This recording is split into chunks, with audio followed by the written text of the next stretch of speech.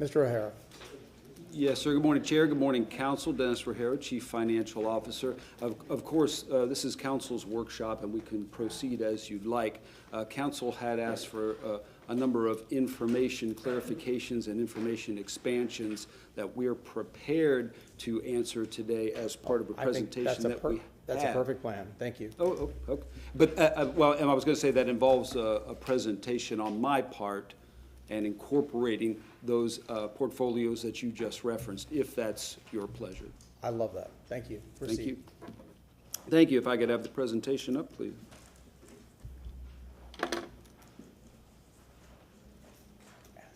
And there it is. And thank you again, Council, for having us here once again to discuss the fiscal year 26 budget. And as the Chair said, we anticipate discussing the enterprise funds that you referenced, Mr. Chair, including their CIPs and potential debt financing. Council had asked us to return with some more detail on the community investment tax renewal also.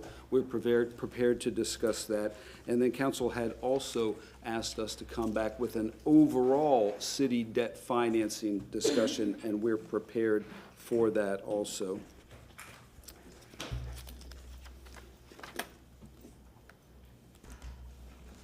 And here's the agenda that we just discussed. Again, concentrating on the enterprise funds, both in the CIP and in the debt financing arena, and then the CIT.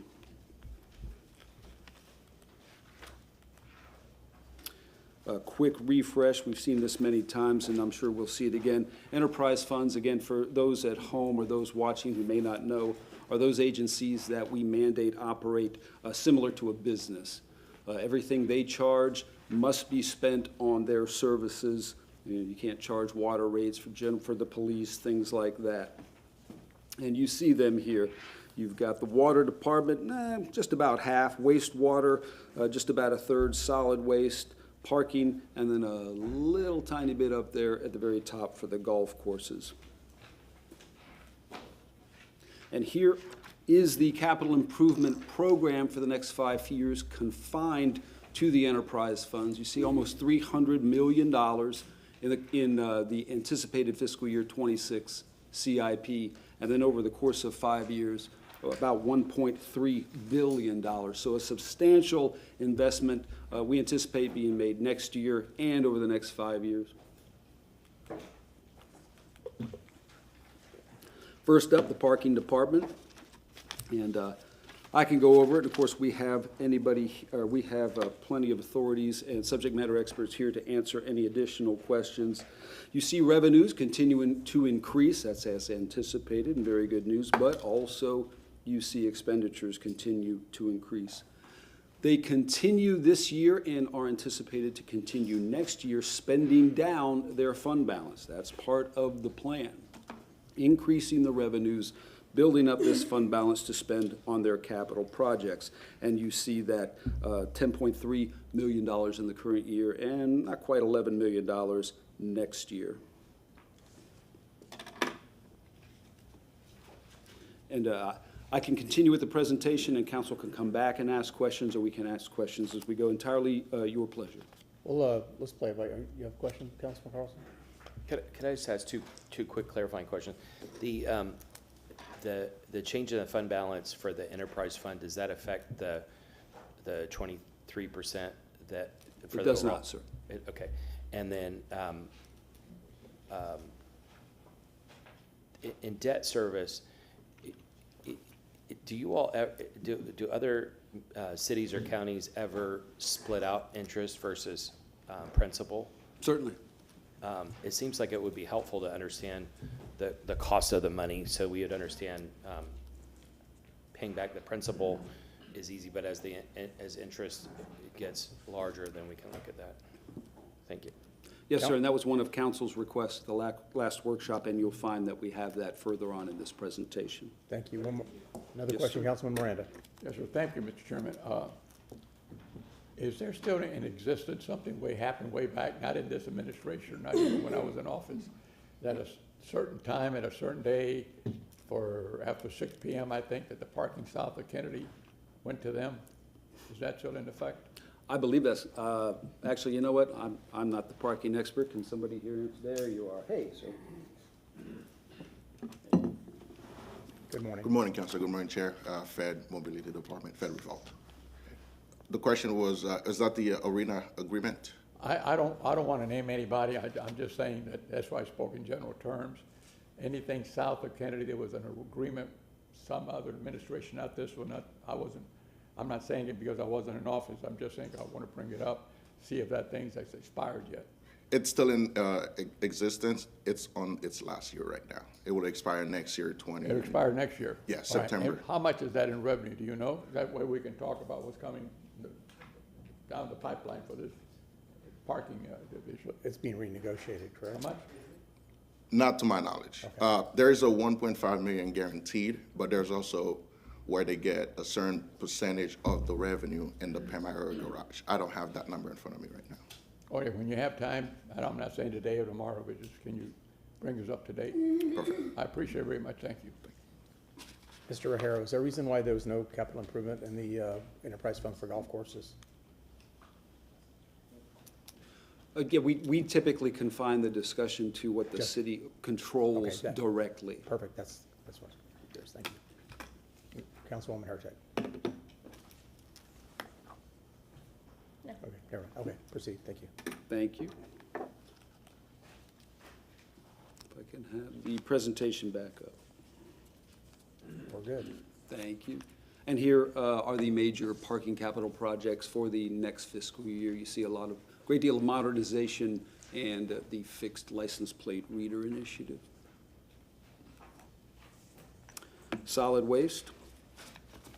Solid waste still continuing to do very well, again, spending from their fund balance as planned, but actually, if our projections or if our projections come to pass, they'll actually add a little bit more, you see in the bottom right, to their year-end fund balance in fiscal year '26. Everything going along as planned. We'll get a little more into the solid waste debt later on in the presentation. Councilwoman Hurtak. Quick question. So you just told Councilman Carlson that the fund balance isn't part of the 23%, correct? Yes, ma'am. So these are big numbers. Yes, yes. That- Is there a reason we aren't paying down the debt, or like what is the rationale for keeping projections $44.9 million in the end since the year before? And you can put the slide back up if that helps the public understand. So, but the 43.6 at the end of this year and 44.9 at the end of next year, in theory, if all goes well. So why aren't we spending that down? Great, it's a great question. Solid waste, and let me back up and start with the 23%, because we're talking primarily about the enterprise agencies Yes. today. Each of the enterprise funds have their own fund balance, separate and Okay. apart from the general fund, unassigned fund balance of 23%. Again, that's probably not readily apparent to the layperson, so thank you for surfacing that, and I want to continue to point that out as we go through this presentation. Solid waste, as an enterprise fund, and you'll see this also in water and wastewater, not only do we need to plan on future capital expenditures, but they have their own sub-fund balance requirements for renovations and repair. A 90-day, I think it's a 90-day operating reserve that they have to hold. Okay. Especially now, and you'll find that this is the case with solid waste now, and has been the case with water and wastewater, with the financing, with the debt covenants. They need to hold a significant amount of funding in reserve for unanticipated circumstances. Okay, so this is their fund balance. This is their unassigned fund balance, ma'am, yes. And what is that percentage for solid waste? Now that, I'll have to get back to you. We typically don't track the percentages. In this particular instance, we track those sub-reserves requirements, the repair and renovation, the 90-day reserve. Okay. But we can certainly calculate that and get back to you on their percentages. They're held to I guess what I'm trying to say is they're held to a somewhat different standard than the general fund. Yeah, and that makes sense, but it would just be helpful to know what that standard is for each of these departments. Thank you. Yes, ma'am. Councilman Carlson. First of all, congrats to Solid Waste for having a positive balance. And is Larry back there? My eyes aren't that great. Congrats on being 40 under 40. He just got the 40 under 40 in the Business Journal. Is it, considering that the total debt for solid waste, would it be prudent to take part or all of that 45 million and apply it toward debt to reduce the debt and interest we have to pay?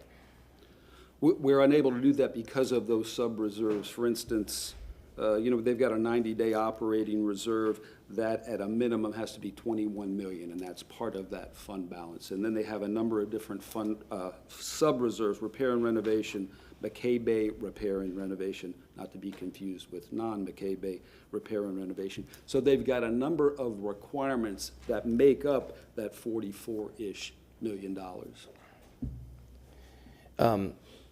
Now, if I can expand on that too, and this may be more information than you want, but as you know, we've got 2 short-term debt instruments right now funding solid waste, and in the next few years, we'll roll those up into a 30-year bond just for solid waste. And it's at that time, I think you'll see a recalculation of what these sub-reserves require and what they'll require to meet the debt covenants associated with that bond. So there's a lot going on in the solid waste fund right now.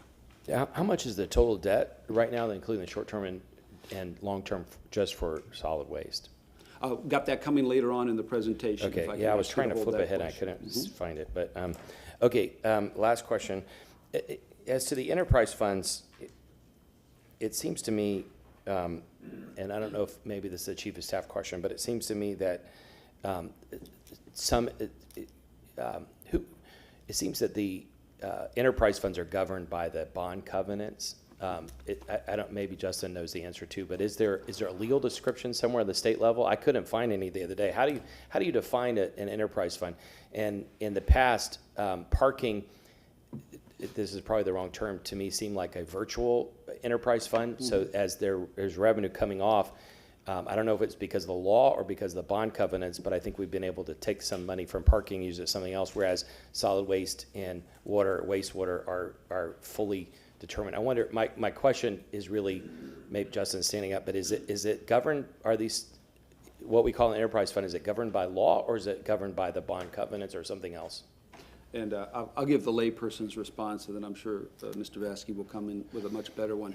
But from our perspective, you're quite right. There has been a distinction between the parking fund and the other enterprise funds because of a, from what I understand, somewhat recent interpretation of what you can do with that funding. As opposed to the example I gave earlier, you can't take water funding and spend it on the police. Now it appears parking money you can spend on things that are not specifically parking but tangentially related to transportation. That's one of the reasons we've used parking fund balance for resurfacing. So they're a little bit, from the budget office's perspective, they're a little bit special compared to the other funds. Again, from a revenue and finance perspective, we define an enterprise fund as, again, you're providing a service that in many other circumstances a private business would provide, and you're charging fees for those services only. Anything other than those services we cannot use the funding for. Now, if that's not adequate or detailed enough, again, I'm sure Mr. Vasky can expand. Justin Vasky, Legal Department. It's kind of all of the above. You'd have to look at our city code for solid waste and how the money is apportioned there. We also have bond covenants that affect it, and Mike could speak to it, but I think there are also accounting principles or policies that would affect that as well. So it's a little bit of all of the above. Yeah, just it lays the framework for some future discussion. Last thing, I want to thank you, Mr. O'Hara and your team. This format is excellent. It's like a summary income statement, so it has all the information in one place, which is very helpful. Thank you. Can I assume that, of course I just took a bite of cracker, can I assume that the the fund balances in these enterprise funds are best accounting practices? And is it similar to my checking account where every 2 weeks that I get paid, I have a lot of money in my account? So, and then but I'm using that money, and so that's why you keep the fund, because you're using money, expenses that are coming in and out. It's like, It's both of those things. It'll be best practices, of course, and you'll see this very clearly when we get to the water department. Depending upon the anticipated expenses over time, especially when it comes to big ticket items such as capital improvements, yes, you're building up, so you can spend down. okay, thank you. Yes, sir. All right, if I can have the presentation back up, please. Into wastewater. Wastewater, boy, I'll tell you, smooth as silk, really, from a revenue and expenditure perspective and a fund balance perspective. And further to your question, Mr. Chair, and again, you'll really see it in the water department, a $38 million anticipated decrease this year in their fund balance. But again, you also see nearly $70 million of expenses in their capital projects. So it's building up that funding associated with those rates and fees and spending it as the need arises. And so far, spending it pretty much according to plan.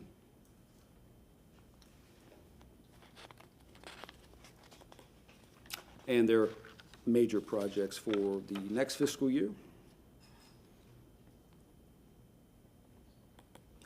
And into the water department, and if I could direct your attention to the far right, quite a significant decrease in their fund balance anticipated for next fiscal year. You see a little over $77 million, and just above that, over $132 million in capital project expenses. So they are continuing to accelerate their rate of spend associated with their projects. Oh, thank you, sir. Councilwoman Hurtak. Thank you. So you are saying that in this case, the increase of the fund balance you've been doing, so this 169 million that's available at the end of this fiscal year, Yes, you have been saving in preparation to spend. yes. Well, So some go of it is held because you have to. yes, then that's what I was going to say. And Yes, some of ma'am. it is basically you've been saving to put that roof on your house or whatever, if we're talking about layman terms. So Well- you well save to said, do yes. something and then you spend it, but you still have the reserves. Yes, ma'am. Okay, Yes, ma'am. Well said. They still have their 90-day operating Okay. reserve requirement, et cetera. Yes. Councilman Miranda. Thank you, Mr. O'Harrell. And in fact, in these balances in the enterprise fund and water, wastewater, and refuse to energy, I believe that the taxpayers have funded an enormous amount of money to bring them up to par. Am I correct? Yes, sir. All And part of the that's what- PIPES program. And I yes. agree with everything that you said. I agree with the council members' questions are. But all those, that shows an increase or decrease, however you want to look at it. It does not really show how much money we put into it to make it what it is to fund the balances. And that should be addressed somewhere, that the public understands why we did it and how we did it, because we had to do it. I remember one turbine, it's supposed to last 20 years, it was on there for about 32 years. And I remember the differences in water and wastewater, all the new technology that's been put into it to make the water standardized, the best in the country more than likely, and things of that nature. So I would appreciate, if possible, that these things are incorporated, what we put in, and that's why we're spending it like we are. Understood. We can do that. Councilman Carlson. You know what might, I'm just brainstorming because we can't talk outside, but you know what might be helpful is when you list the debt for each of these enterprise funds, to list the major projects that it paid for. Then it would explain to the public, it's not just debt, it paid for Right. the plant, the upkeep, the new turbines and all that stuff. We did something with that money. We didn't talk about it and not do anything. These things are ongoing, and in those three divisions, they're always going to have upgrades. But thank you very much. Yes. Thank you. I have in a layman's terms, what I see is an anomaly. It seems like the operating expenses have, in a couple of these funds, have increased dramatically. If somebody could, like, between water and wastewater, explain why we have such an increase in operating expenses? Rory Jones with the Water Department. One of the major cost increases has been our chemical costs, and I think that's the same with wastewater as well. We've seen a drastic increase in that, as well as just general electric costs as well. So the chemicals and electric seem to be the bigger ticket items that are helping to increase our operating costs. Okay, it's definitely something that just jumped off the page, so I figured there was a good explanation, but, Councilwoman Hurtak. On that same note, is there a way we can generate our own electricity? We've got that. There- We have the, We are looking at possibility of hydroelectric at the Yeah. dam. It wouldn't be a major offset for us. No. We're seeing, right now, the payback period on something like that is 20, 25 years. Yeah, And okay. it's relatively low power generation, but we are still exploring every option we have, including solar. yeah, of course, of course. It just made me think of it last time we were up there. It was, Yep. yeah. We're hoping eventually one day. Rory, Councilman Carlson. this is another thing where, you know, we can measure just by the numbers or we can measure by the public good, but you all also have goals for consistency of supply and integrity of the system and water quality, correct? Correct. And And so we're I building assume- a redundancy and resiliency into everything we're doing, so. So I assume that all those are getting better too, right? 'Cause you're Everything is focusing- getting better, and including weathering the storms that we potentially see and the pitfalls that come our way. We're hoping to build a system that is very resilient. You know, like an example for people watching at home, if there's suddenly a pipe burst in the street, then there's a lot of disruption because of that. And then if you don't have water in your house, there's disruption with that. And so these investments that you all are making also, that we're not talking about operating necessarily, but a lot of the investments you're making are to try to increase the reliability of the system so that you don't have those. So spend our sudden- money on the capital improvements rather than reactionary dollars, and the emergency dollars are through the roof as compared to the R&R side of the house. Councilwoman Hurtak. Thank you. And that's actually, to go to an earlier question from, I believe, Councilman Carlson, on the next page, it talks about the projects, and I think that's where we may want to look at seeing the FY '25 projects, the cost of them, and then the projected cost for FY '26. That's kind of what, I think that's what Councilman Carlson was saying. So what we've been doing in that, I think biannually, we give you the Yes. CIP update, Yes. and that's what we're seeing cost increases and kind of doing that comparison to what was originally estimated for the project, what we've awarded, and what's remainder. And there are some priority decisions that we're making at this moment, but that report does show that, and we can provide more clarity too in that. Yes, I'm just, if you could put it back on the screen, I Oh, think this sorry. is one of That's those, right. this Is one. that it? That's just, if we could have amounts, maybe even, Gotcha. and what we spent last year, just to give people that idea. I got you. Because These are significant improvements, and having Yeah. a dollar next to that would showcase the improvements we're making to the that, system. and then, because I know during our budget, or during our midterms, we are talking, actually, I don't think that's one thing we're getting, do you have any type of ratio of, we're doing these big projects, therefore we're not having the emergency as much? Do we see a balance you bring yet, a or are good we not question. at that tipping point? Because we just gave a presentation yesterday, kind of recapping at a conference here in Tampa, that showed we were spending $22 million. The short answer is, I don't have that number, but I am already looking into that to compare what our emergency dollars were before pipes Okay. and what they are now. I'll get that to you. I don't Well- have it, but Whenever you have it together, I think that would be a good 5-minute presentation. okay. 'Cause if you're doing it anyway, you might Yep. as well show it to us, because that's the kind of thing that the public wants to see. They see these giant numbers, and quite frankly, we want to too, but show off what you're doing. Yep.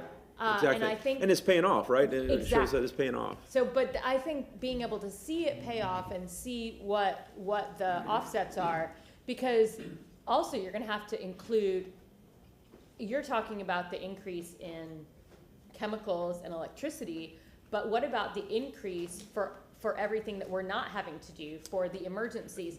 And that would be point. dramatic. And so I think that's one of those great balance acts. And I again, agree. that's why I said it's kind of difficult to do, but if that's something you were planning on doing anyway. Well, then when we were giving I'm that all on presentation, I was board. like, you know what, I gotta look into that. It would be Yeah. nice metric to show. Good, glad we're on the same page. That sounds like just something really, really beneficial to the public at large. I know that the finance folks see it, that's why we have such great rates, but being able to just, Sure, the touch and bang for the feel buck, that right? to some degree, yeah. Councilman Carlson. Yeah, and just following on that, I know Brad has those kinds of projections from 6 years ago when Pipes was approved, that the financial rationale was it's better to invest now than to let the streets fall apart. There's also an economic cost, because if people can't get to work, they can't pick up their kids. But at least from a cost point of view, it was presented to us back then that it was much more expensive to ad hoc respond and pull an emergency team. And so if you have those numbers and can prove that 6 years later it was a good idea, that would be helpful. The other thing is, if you, I don't hear, now that toilet tap is at least temporarily dead, I don't hear any complaints about water, and I don't hear complaints about wastewater. And every now and then somebody complains about their water bill, and usually it's just a temporary issue that they're facing, and you guys jump on those right away.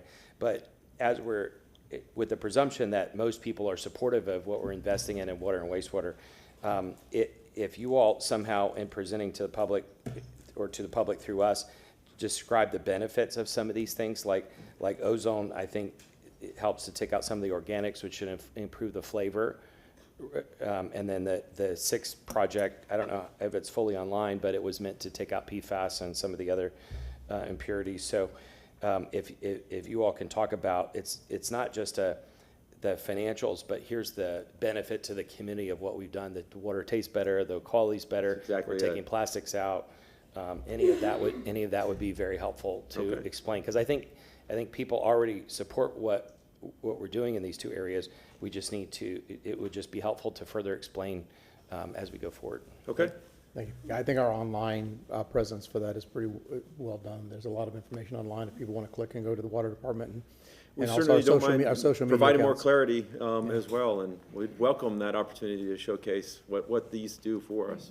Very good. Thank you. Next. Go ahead, Dennis. Thank you.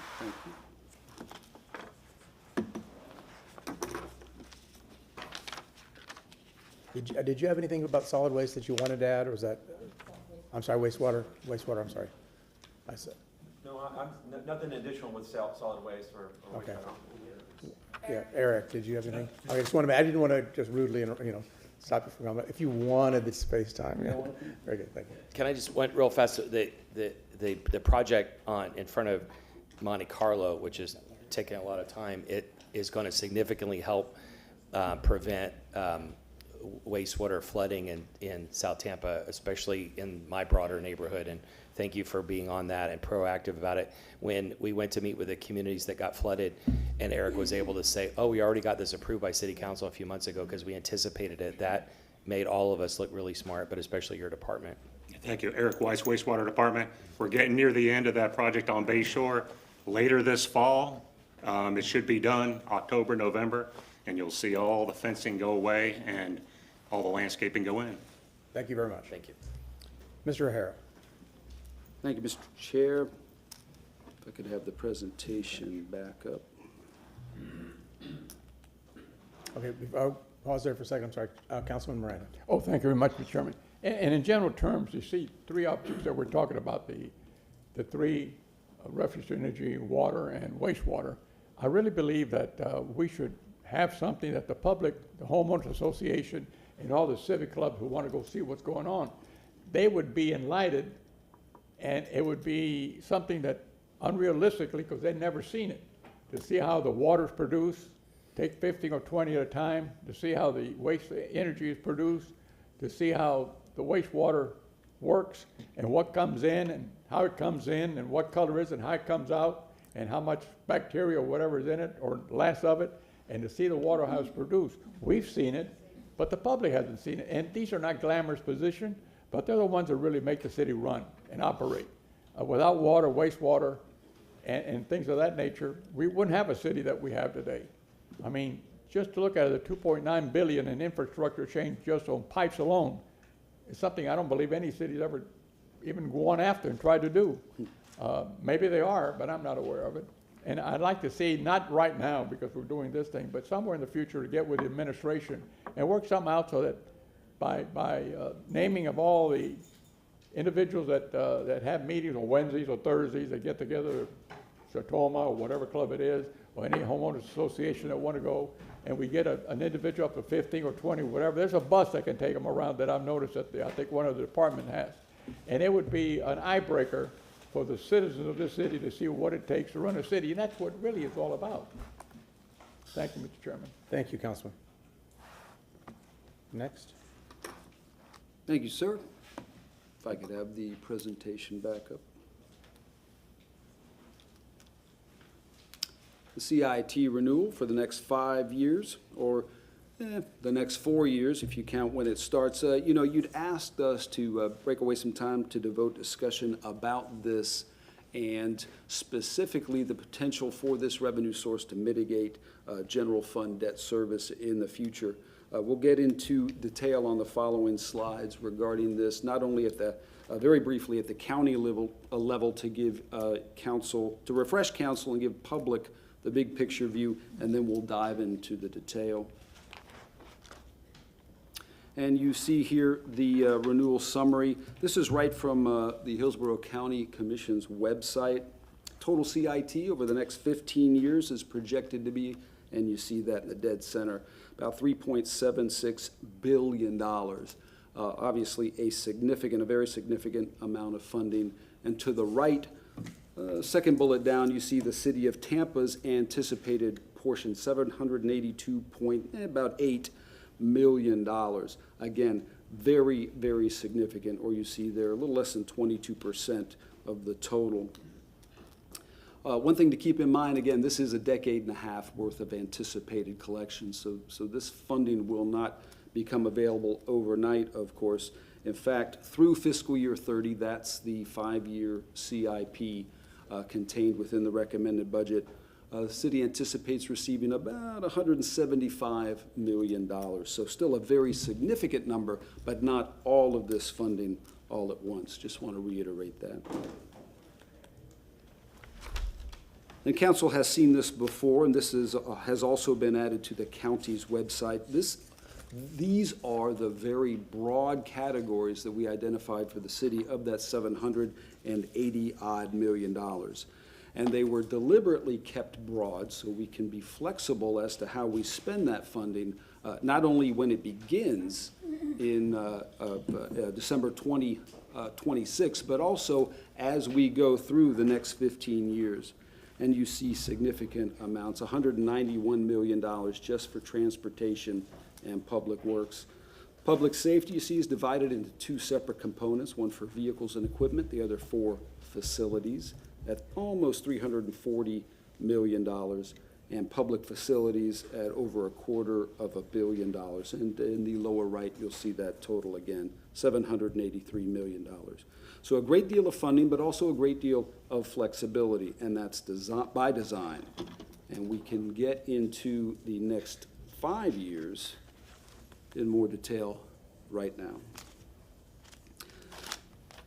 Again, council has a 5-year capital improvement program to review, but you see there are only 4 years here because this program doesn't start for another year, almost a year and a half or so. Still, it continues to be a significant amount of funding. Parks projects, right below expenses, totaling about $17 million over that 4-year time period. Mobility projects of nearly $40 million. T&I projects of about $8 million, and you can see they're confined to the public safety communication program. Public safety vehicles, $61 million, very large chunk of change. Public safety facilities of only $4 million in that particular 4-year period. And of course, the funding for Raymond James Stadium and the Amalie Arena over the next 5 years through 30 at $35 million.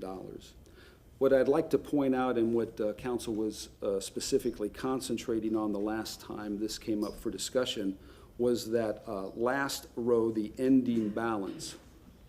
And you can see that even if council chooses to make no changes to the CIP as presented to you, over the course of that period, there's still about $24 million in play.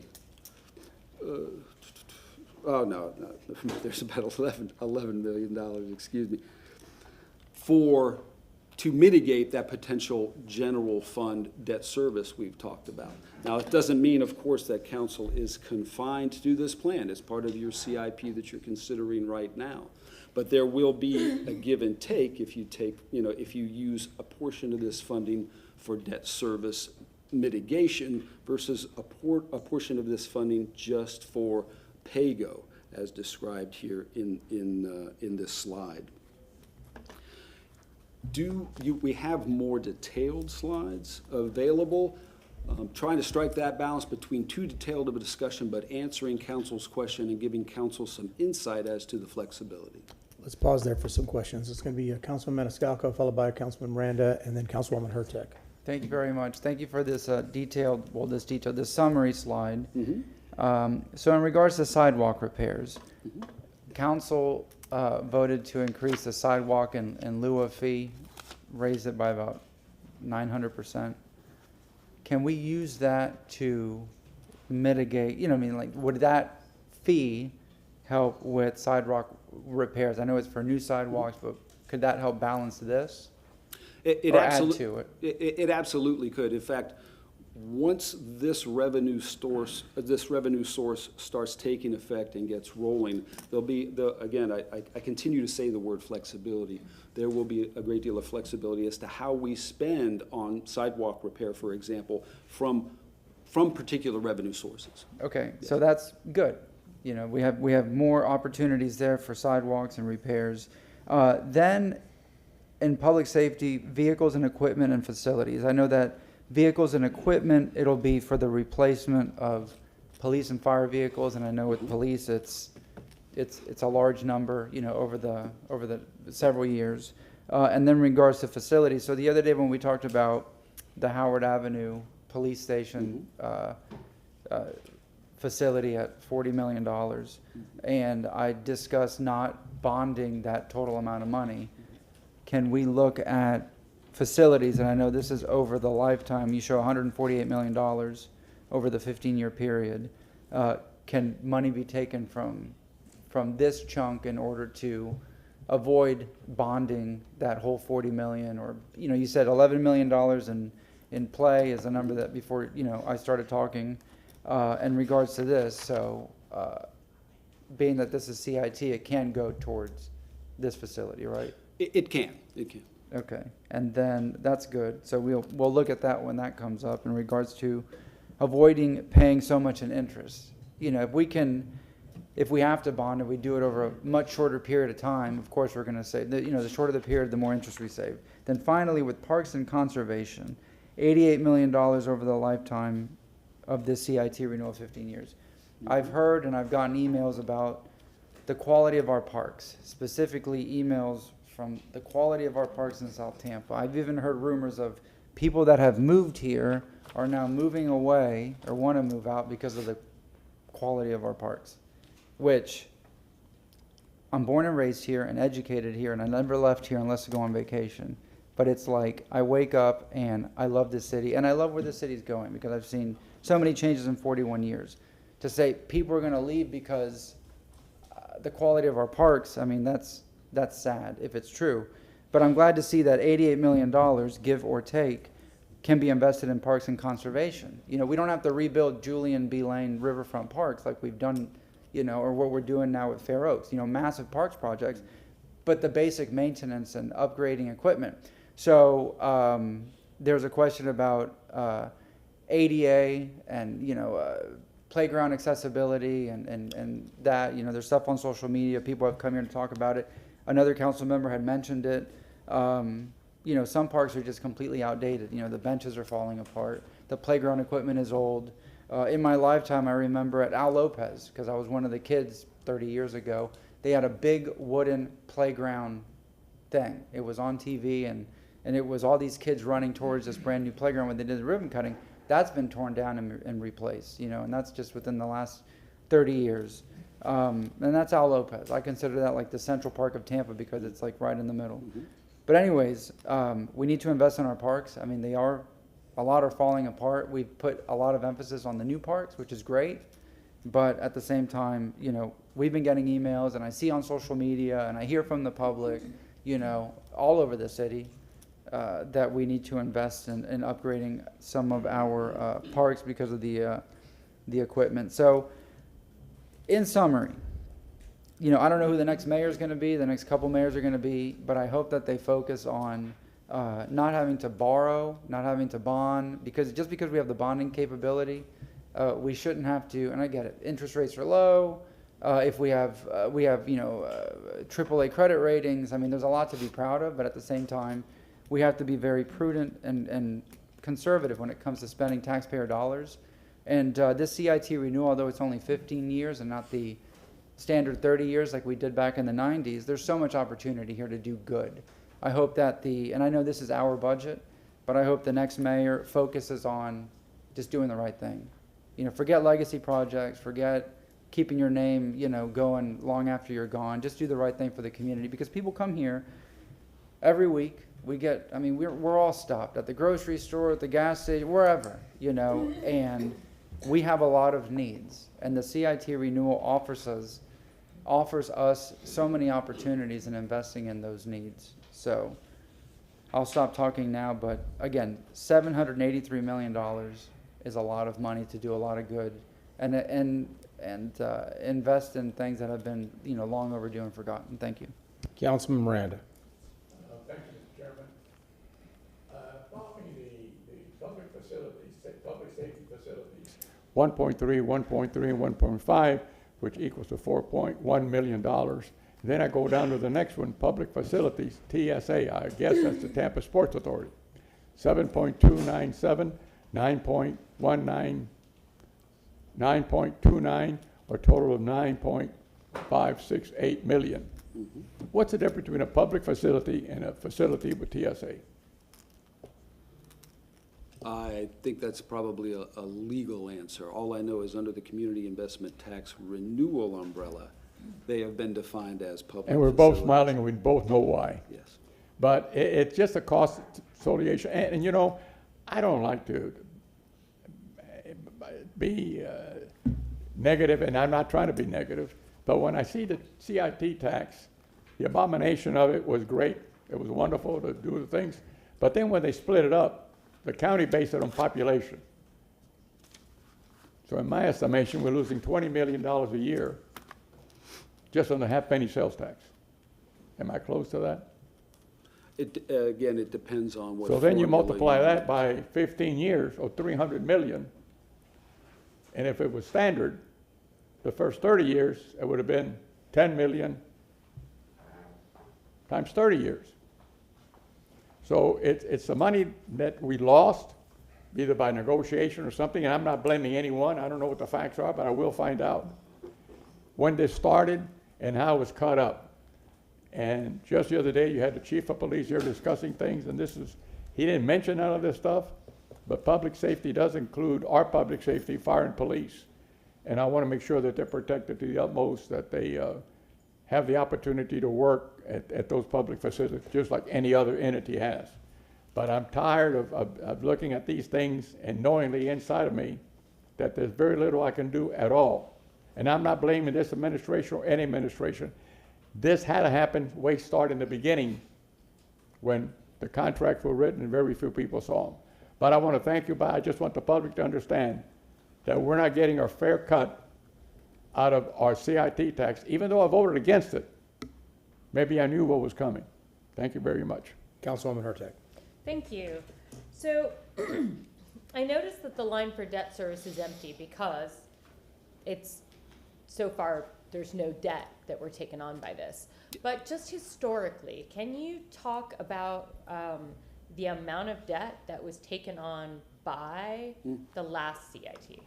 Certainly, the last CIT, there was a great deal financed from it directly as a pledged revenue, both at the city and at the county. If memory serves, the county bonded the majority of their funding over that 30-year CIT period for debt. A couple differences here, of course, this is a 15-year renewal, which would make it more difficult, and probably only in limited circumstances would we recommend that you pledge this as a particular debt. Doesn't mean this funding can't pay for debt, you just won't securitize it with this particular funding source. which is why I think the discussion so far, and of course, it hasn't even been implemented yet, and we've got a very, very broad opportunity, as many of you have said, as to what to do with this funding.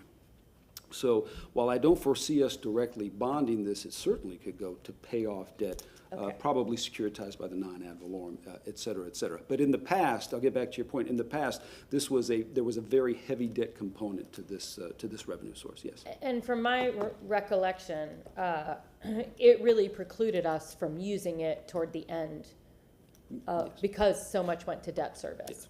I believe there was a requirement that we only spend a certain amount on debt in this? There was, I think it was no more than 70%. No more than 70. Okay, That's but does 70. that mean using this to pay off debt, or does that mean just bonding it itself? That's a good question. I'll probably have to defer to the legal department to answer, and I don't know that they know it at this time, to be honest with Okay. you. So we don't know. But it's a good question. We should find the answer. Yeah, that's gonna be kind of a critical, question to answer, because, I agree with Councilman Maniscalco about parks. And, I have been to other places with parks, and we are behind. We are quite behind. So 88 million sounds like a lot of money, but it really isn't over 15 years. 15 years, So it's a matter of, if we could improve parks to some degree, if we could use that 88 million to help pay off debt if we needed to. Again, not creating, I agree with him, not creating giant parks, but really making the parks the place that people go, which I do not see the way I see in other cities. Okay, well, thank you. Councilman Carlson. Yes, ma'am. Yeah, and just to reiterate what my colleague said, there is a huge economic impact of parks, as you know. People will upgrade their homes, other homes will move in.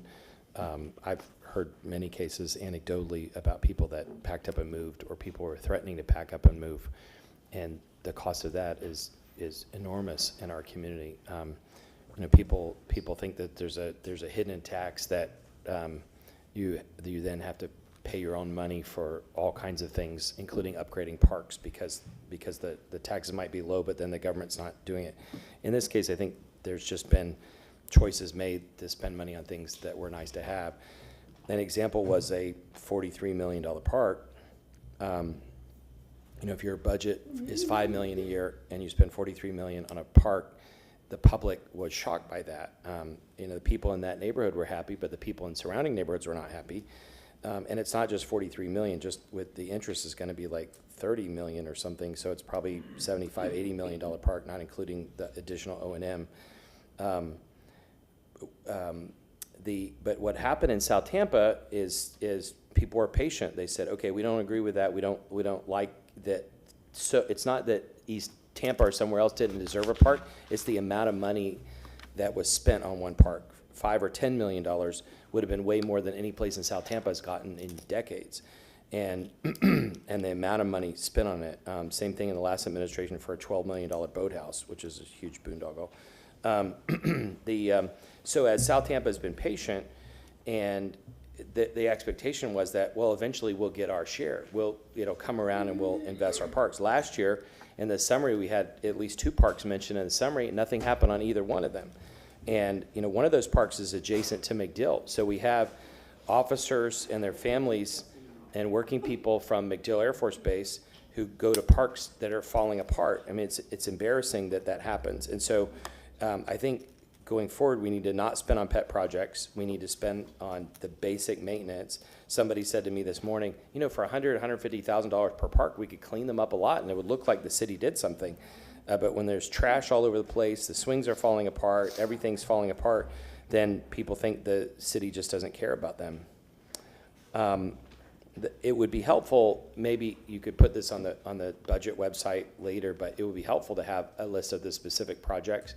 But we've seen, as in this last year, that there were at least 2 parks in South Tampa that were listed, but we can't see any movement on either of them. So the public needs to be updated on what's happening because there's a limit to how long they're going to be patient on it. And I know that's not a budget issue, but from an overall city point of view, and when the park's not getting done, folks don't know the difference between the mayor's office and city council. They just want their park fixed. Thank you. Mr. Harrow, Yes, sir. the CIT, did we get a definitive figure estimate from the tax collector's office of how much money is projected generated from the city of Tampa?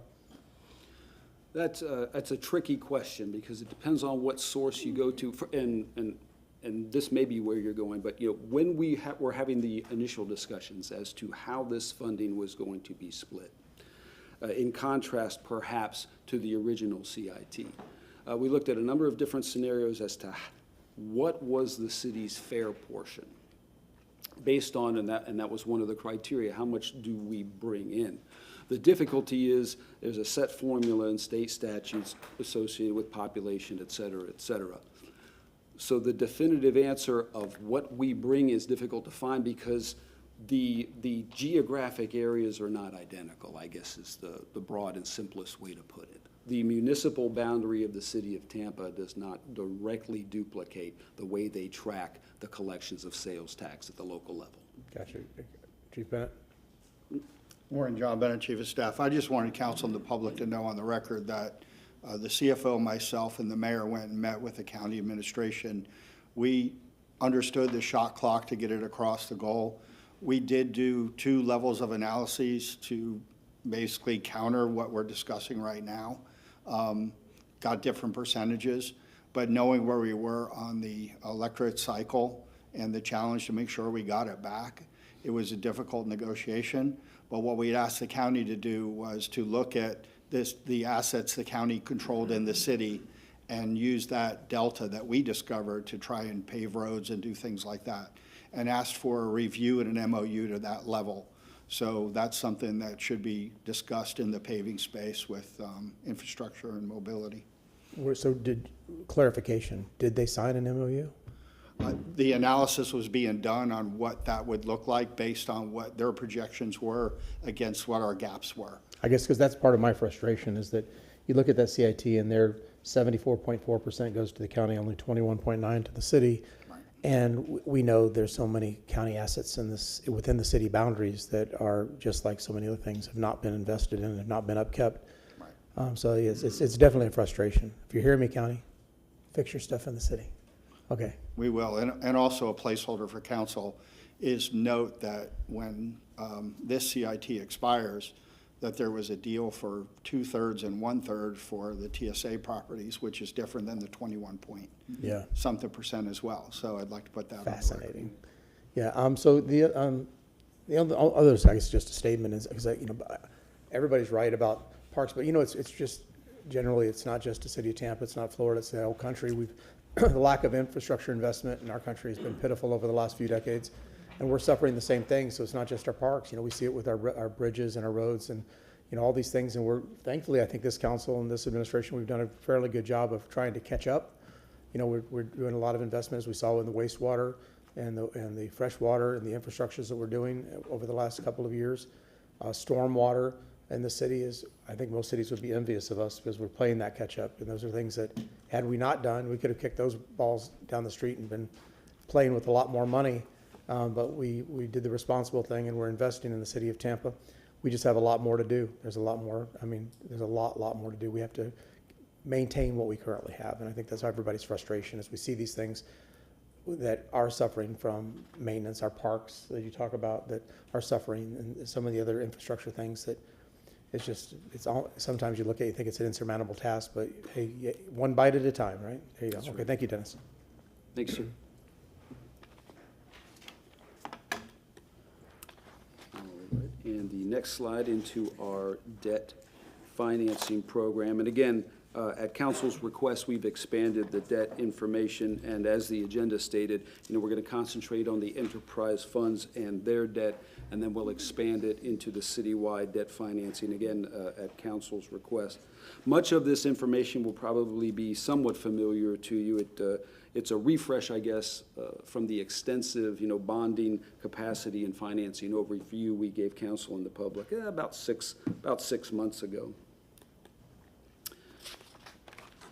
First, water and wastewater, and what we anticipate is forthcoming over the next few years, potential debt issuances of about $760 million.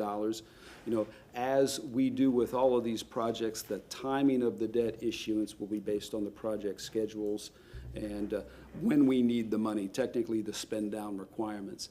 Again, we don't want to borrow and start paying interest on any money that we're not putting to use. That's simply paying money for inactive money, and we don't want to do that. So about $764 million. There's a lot going on in this slide, Council, but at your request, we have combined the current financing, the potential future financing, and broken it down into both principal and interest. If I could speak at the 50,000-foot view and then bring it down, you see when it gets up and running in about 2030, if council approves, you'll see a nice, even schedule. And that's what you'll see consistently throughout these debt charts I'm showing you. No surprises, no unanticipated expenses for the next mayor, for the next city council, for the public.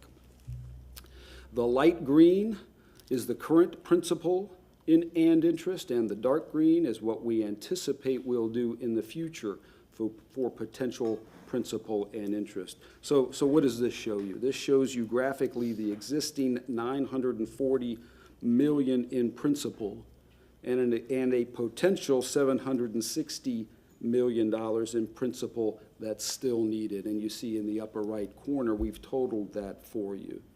Anticipated principal of $1.7 billion with interest of $1.8 billion. You'll notice the interest is slightly higher than the principal, and this is a good time for me to tell you these are very, very conservative estimates. You see down at the bottom, this assumes a 5% interest rate, 30-year term. 5% is a very conservative figure. I don't anticipate it'll end up being 5%. But we just don't know, of course, because it's future debt issuance. I do anticipate our credit ratings will remain spectacular, but of course we can't account for the larger economy. And as is typical, you'll see the interest outweighs the principal in the early years, working its way up to where you're spending off more of that principal later in the debt service lifespan. A total of $3.5 billion through to the far right, fiscal year 2060. This differs primarily from what we showed in February. We simply had it broken out by current and future, and now you see the interest and principal components of each of those larger components. So a great deal of funding. I think when we embarked on the PIPES program and the 20-year, $3 billion program, we knew it was going to be a great deal of funding. And I believe it's pretty a universal opinion that this program has been very successful. I see no reason why it won't remain successful, but still a significant way to go. Any questions? Quick. Nope. Yeah, sorry, Councilwoman Hurtak. So looking at this graph, if we could go back to the graph.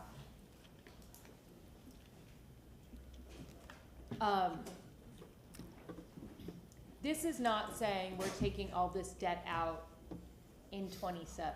No.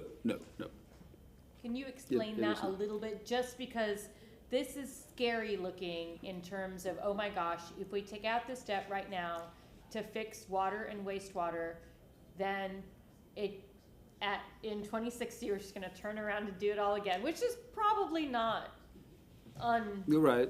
surprising, Unreasonable, yeah. but can you talk a little bit about how many debt issuances that you see on this? Yes, we've done 3 already for the PIPES program. What we anticipate, and again, it's difficult to tell, we anticipate 2 or 3 more before we get to that total figure over fill-in-the-blank years. Again, it's going to be based on when they're going to need the funding. I don't think we anticipate coming to you in fiscal year 26, but we might. They might be moving fast enough. But maybe fiscal year 27 with the next issuance. But, and again, and I don't argue that it's not intimidating. This accounts for what we think will be the entire debt universe for the water and wastewater program for this 30-odd year period. Okay, that's kind of what I was hoping. No, and I'm glad you asked the question, yeah, as opposed to bam, yeah. Yeah, so what we're saying is that we're not looking at this debt as taking it on right now, but taking it on as needed, as we move forward, as we continue, the life of the PIPES program. Yes, yes, ma'am, Thank you. well said. Councilman Carlson. So, does the water department have the cash flow to pay this 110 million or whatever it is, plus the operating expense without raising rates? We have, as you know, we have a rate structure in place, and at some point, and maybe you know, Mr. Perry, we're going to have to readdress that rate structure. But at the maximum level, so you remind us of the pipes thing where it steps up over time, but at the maximum level, it hits like around 10 years, I think.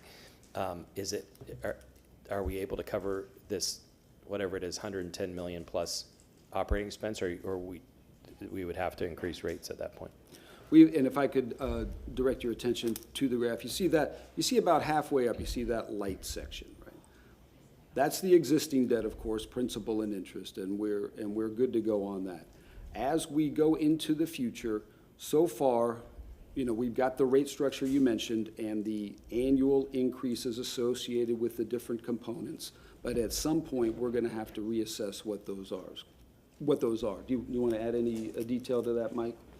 And again, tell me if I'm getting too wonkish or too detailed, but I just want to make sure we're answering. No, this is your helpful, question. thank you. Good morning, Council. Mike Perry, Revenue and Finance. Now I'm going to get really wonkish. Every time we issue a bond deal for water and wastewater, we have a financial feasibility report done by our rate consultant to answer questions to the potential buyers of our bonds, that we have enough revenues coming in at the rate sufficient to support those future debt issuances.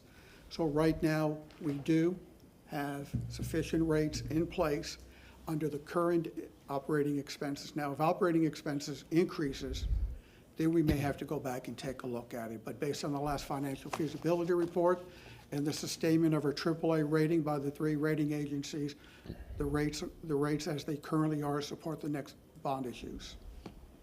The only thing I would request, if it happens in the next year and a half when I'm here, I would appreciate a comprehensive presentation like the PIPES presentation, to look out over 10 or 20 years and say, here's what we need and why, and make sure the public is involved in it, instead of like a haphazard, now that we've added these 3 things, we're going to have to raise the rates. It would be better to get the public's buy-in or feedback on what you're planning to spend money on and what the cost would be, and then how that affects rates. Yeah, Roy Jones with the Water Department. Yes, I agree. And this year, we're included in this budget is a refresh of our master plan to maybe look at those overall costs, where things have gone.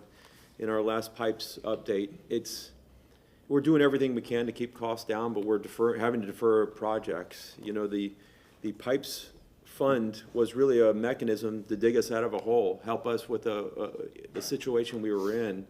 And we've only seen our rates, our rates have gone up, but we've only seen our costs continue to increase. And at some point, we're going to have to readdress that, because we are pushing and deferring out projects and making priority decisions at this moment. Having a comprehensive update of what we're getting for our money is in the works. We are getting a good value where we're spending it, but there are some projects we're having to delay. AMI was one of those, some of our pipeline as well. If we don't address our rates, it'll eventually catch back up to us in the future, just like we were dealing with in 2018. Yes, Eric Weiss, wastewater department. I just want to add on the wastewater master plan, ironically, the update advertised today for consultant to come in and look at the master plan that's almost 10 years old now, look at future growth, new regulatory rules, and technology to see where we're going to go with the rest of the PIPES program. Thank you. Councilman Miranda. Thank you very much. And again, I look at this, and what is a bond and what is an interest? When you go buy a house, you don't say, I'm going to go bond. I'm going to pay the interest rate to a bank or whatever, mortgage holder. So those things are set when you sign the contract to buy it, what rate. And these bonds, I would imagine that if you have a 5% bond, that it's 5% all the way through, am I correct? Or does it change based on the economics of the country? It will change based on the particular term of the sub-bonds, like. Right, yeah, how without- much yes, revenue you're it's turning in, or variable. whatever, and so Yes, yeah. forth and so on. So in essence, when you bond, is it like buying a house, Yes, or is it something different? it's similar to. buying And a I'm house. trying to get we understand where we're at. So then, when you buy a house, and I'm gonna use myself as an example. I couldn't afford a house today if I didn't buy the house that I live in, that I bought in 1968 for the payments were $69 a month with a $7 second mortgage. So I bonded myself for $12,600, whatever it was. And that's been paid off, just like the city pays off his debt. So what happens if I hadn't bought that house? Or what happens if the city hasn't bonded something? At what point? And I understand the value of not going so high on the bonding that you can't pay for none of them. I understand that. Just like if I was back in '68 buying houses, I couldn't afford two of them. I couldn't hardly afford one. So what I'm saying is there's negatives on bonding and there's certain negatives on getting a loan because you got to pay for them. However, what does it do for the things that you really need at that time that you need? And what is it that you're looking at when you bond or you go to the bank and sign a note for 30 years that you get? That house is worth $12,600 when I bought it. I guess if I want to put it in the market, I can get $450,000. There's only one problem. I can't find another house for $450,000. So when you bond something out, it has some benefit. If that house increases in value, the only thing that depreciates in value at times is your automobile. But the land goes up in value because we have less land available. Not us, anybody has, because of growth. So then is bonding that bad, that terrible, that nobody wants to bond? Well, I don't know. But I know one thing. Whatever you bond today, 20 years from now, you would pay double for the construction, double for the land, and more than likely more for the interest. So you have to understand there's a give and take in both areas. Do I bond or not bond? Do I get or not get what I need today at a certain rate? I don't know what the rates are going to be in 10 or 15 years. So we have to make that determination, meaning this city council and this administration. So there's a limit what you can bond to, which I never want to get to. But there's a limit that tells you if you don't buy today, in 10 years, what you would have spent on interest, you lost in value of the property. But thank you all very much. Thank you, sir. So this is one real quick. This is part of that, we've had this conversation each time we talk about this, and it's generational financing.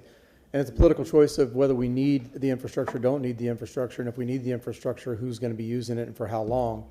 So if it's, issues like wastewater, water, our fire department, those issues that are longer term investments, I would not want to go to a resident in the city of Tampa who is a senior citizen and ask them to pay for the full amount of that project, knowing that their grandkids are still going to be using that. So why not amateurize the cost of that project over the life of that project so their kids and grandkids will pay their fair share of it? The current generation doesn't need to absorb the entire burden of investing into these projects at this time. So that's my biggest thing about whether a project is worthy of borrowing for is whether is over the life of that project, just like a basic business practice of amortizing the cost over the life of that particular goods or services that you're doing.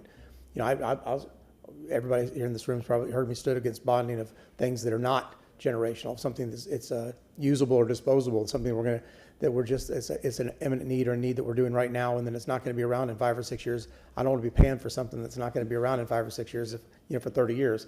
But these things, I think it's worthy of it, and exactly what Councilman Miranda said. If we don't do it now, who's going to do it? And we'll pay more in the end if we don't. There's a lot of this infrastructure stuff we just need to do, and we're making up for the some of the decisions that maybe some bad decisions from years gone by that they did not invest. I mean, I think we've all been up to our wastewater and our water departments and see especially that water department, and saw the 100-year-old pumps and the equipment that they had up there and what bad state of repair it was. I mean, that was not a want, that was an absolute need, and it was a need 20 years ago. They were keeping it running with Band-Aids and glue and, and good wishes, I guess, I don't know, knocking on wood 3 times. But, it's a good thing that we're doing that. So, yeah, these issues, water, wastewater, fire stations, those things are gonna last us for generations. Yeah, it's okay to bond. And if you do it in a judicial kind of way, as Mr. O'Hara has said, the finance department has done, they time their issuance so that it's appropriate for the amount of money we need at the time, and, hopefully shop in the markets as well. So, thank you. Thank you, sir.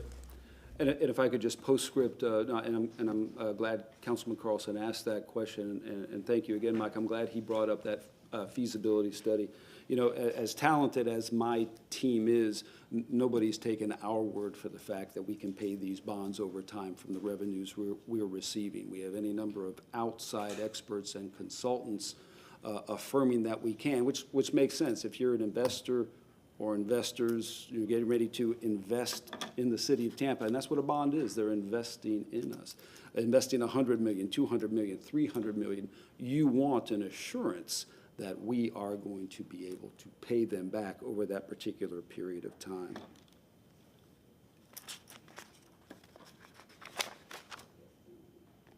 If I could have the presentation back up, please. And moving into solid waste, potential future debt issuances. Of course, as we've discussed, I won't get into it in great detail. We have 2 short-term issuances out there that we intend, as discussed, to roll into a 30-year bond, one bond, pledging the solid waste debt revenue. And here's a graphic depiction of that over time. Again, about $270 million in principal, slightly less in interest, with, of course, again, a very aggressive interest rate projected. We want to give you what we think is the most expensive scenario, and perhaps we can come down from that depending on what the market's doing. This accomplishes a couple of things. Of course, it pledges the debt where it belongs, in my opinion, as opposed to being a burden on the non-ad valorem debt. And because we've revamped the solid waste rates and we've indexed them as it is our habit to do now, hasn't always been our habit, but we've indexed them for the future, we think we've set the solid waste department up very, very well to address this debt burden over time. Quick question. Yes, ma'am. Is this similar to what we just discussed, or is this they're pulling all this? This we anticipate we'll do all at once. That's kind of what I No, thought. thank you for asking that question. Yeah. Yes, this we anticipate will be one bond in just a few years. Yes, once everything's finished. Yes. Okay, thank you. Any other questions for this before we move on? Okay. Oh, okay. Do we Councilmember have Miranda. any bonding out there now that will term out or be paid out within the next 3 or 4 years?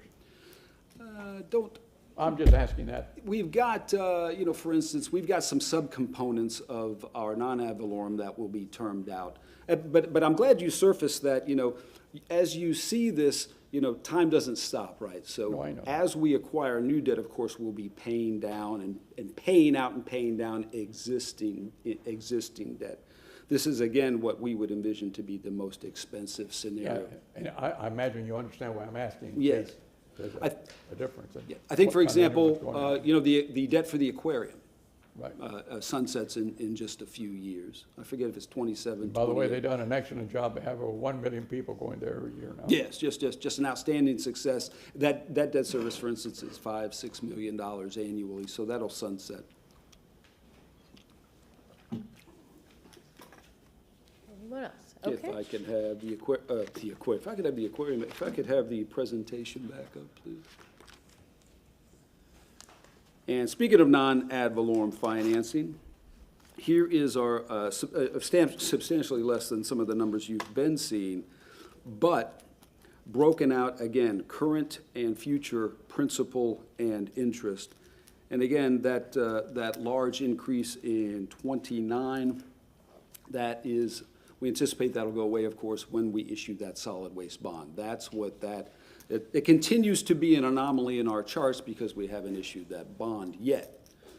And then, of course, that nice even tail through the end of the time period, about 500 million in principal right now, and anticipated 250-ish million still needed in financing based on the plan that we've presented. One more. So, yes, Thank Mr. you, Miranda. Madam Chair, thank you, Madam Chair. In fact, on page 23 you're on, right? Yes, sir. My math maybe is incorrect, but I think the bottom line there, when you have 769,356 million, should be 1,125 million, not one. That is. Well, I understand. agreed. I have a little problem with that format too, from going from, 1,000 million. I understand. Yep, and I appreciate that, yeah. So I do have a question about this one as well. Again, Yes. just for the public's sake. What you're saying is that the giant blue portion of 2029 Yes. will simply be rolled into these smaller light blue portions? No, thank you for No, asking for okay. clarification. That giant blue is going to be rolled, it's going to be rolled into, but it's going to be rolled into what we just saw for solid waste. Okay, so We- right we- now we're yes. holding it for ad valorem, then it Yes. goes to solid waste. Yes, Excellent. exactly. So the potential principal and potential interest is focused on what? The potential principal and potential interest are focused on what we've already got now, absent solid waste, plus what we, the $250-odd million plan that we've shared with you that include all of those fire stations, that include the TPD forensics, for instance, things like that. So this matches the CIP, but what I'm not seeing in the CIP is really a ton of the projections for, say, the fire stations. There's little bits for the next 5 years, but not more of a tremendous focus on, say, if it's costing 20 million, then I'm not seeing that bearing out in the CIP. Is there a reason for that? Can you give me an example, maybe? I'm gonna have to pull it out. Of course, I just closed the book. That's always the way, right? That's how it goes, yes. So looking at, sorry, it's a big binder, y'all. So fire, we have, so fire station number 9, okay, I see that as going out. All I see for the next 5 years is 9, 6, 24, and 10, and fleet and maintenance. So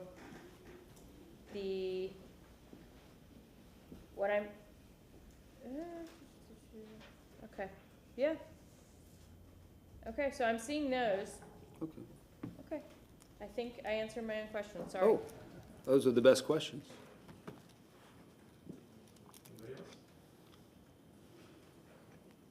Thank you, Mr. Chair.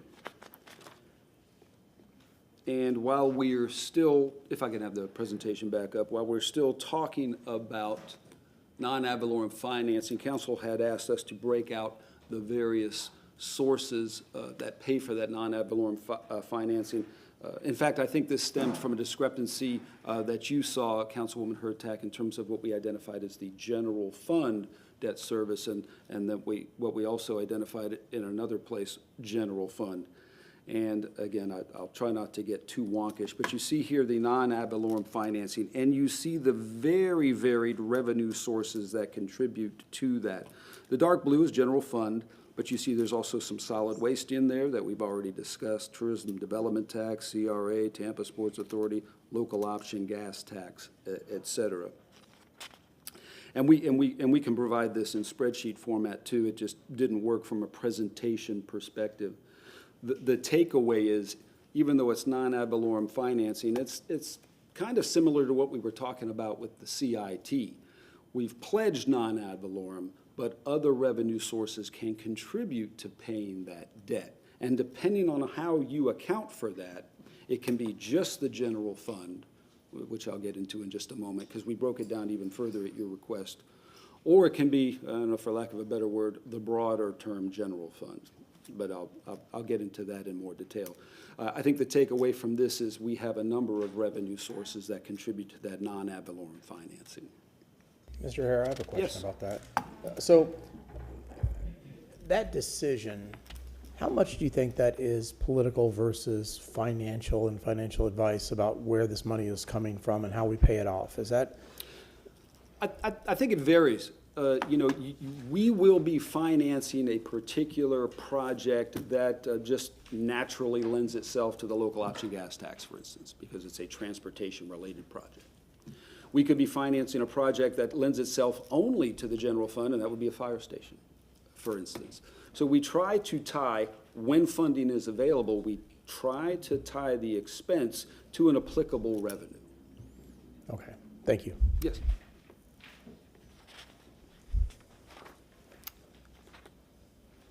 And here is, as council requested, the total citywide principal and interest. This will, again, resemble closely what we shared with you about 6 months ago. You see it divided into, of course, principal and interest, but also into governmental and enterprise. Pause there. Councilwoman Hurtak. So I'm assuming, okay, and this is, okay, that's a bad word to use. So tell me about the enterprise interest is so high because we're just setting out on our journey of many of these projects. Yes, and boy, I tell you, yeah, it doesn't look low, but much of this was done at recent history's very low interest rates, yes. Yes, but basically because we are just starting for solid waste and we are just starting for the waste to energy facility. Yes, that's a good way to put it. And as you saw in those other charts, your overwhelming payments Yes. and debt burden are going to be interest until you start getting towards the tail of Yes, that debt. okay. Yes. Just wanted to double check. Thank you. Anything else? Okay, go ahead. And if we hadn't thrown enough complex charts at you before, this is what you saw on the previous page, again, in that chart format, breaking down each component into current and future and principal and interest. From a 50,000-foot view level, again, you see the total, a nice even plan across the board with a slight decline in the out years. It is, having lived through some debt surprises in my career, that's very important from my perspective and from the city's perspective, that we're not ambushing any future mayor or administration with unforeseen debt expenses. Oh, you didn't enjoy that? I did not at all, sir. But live and learn.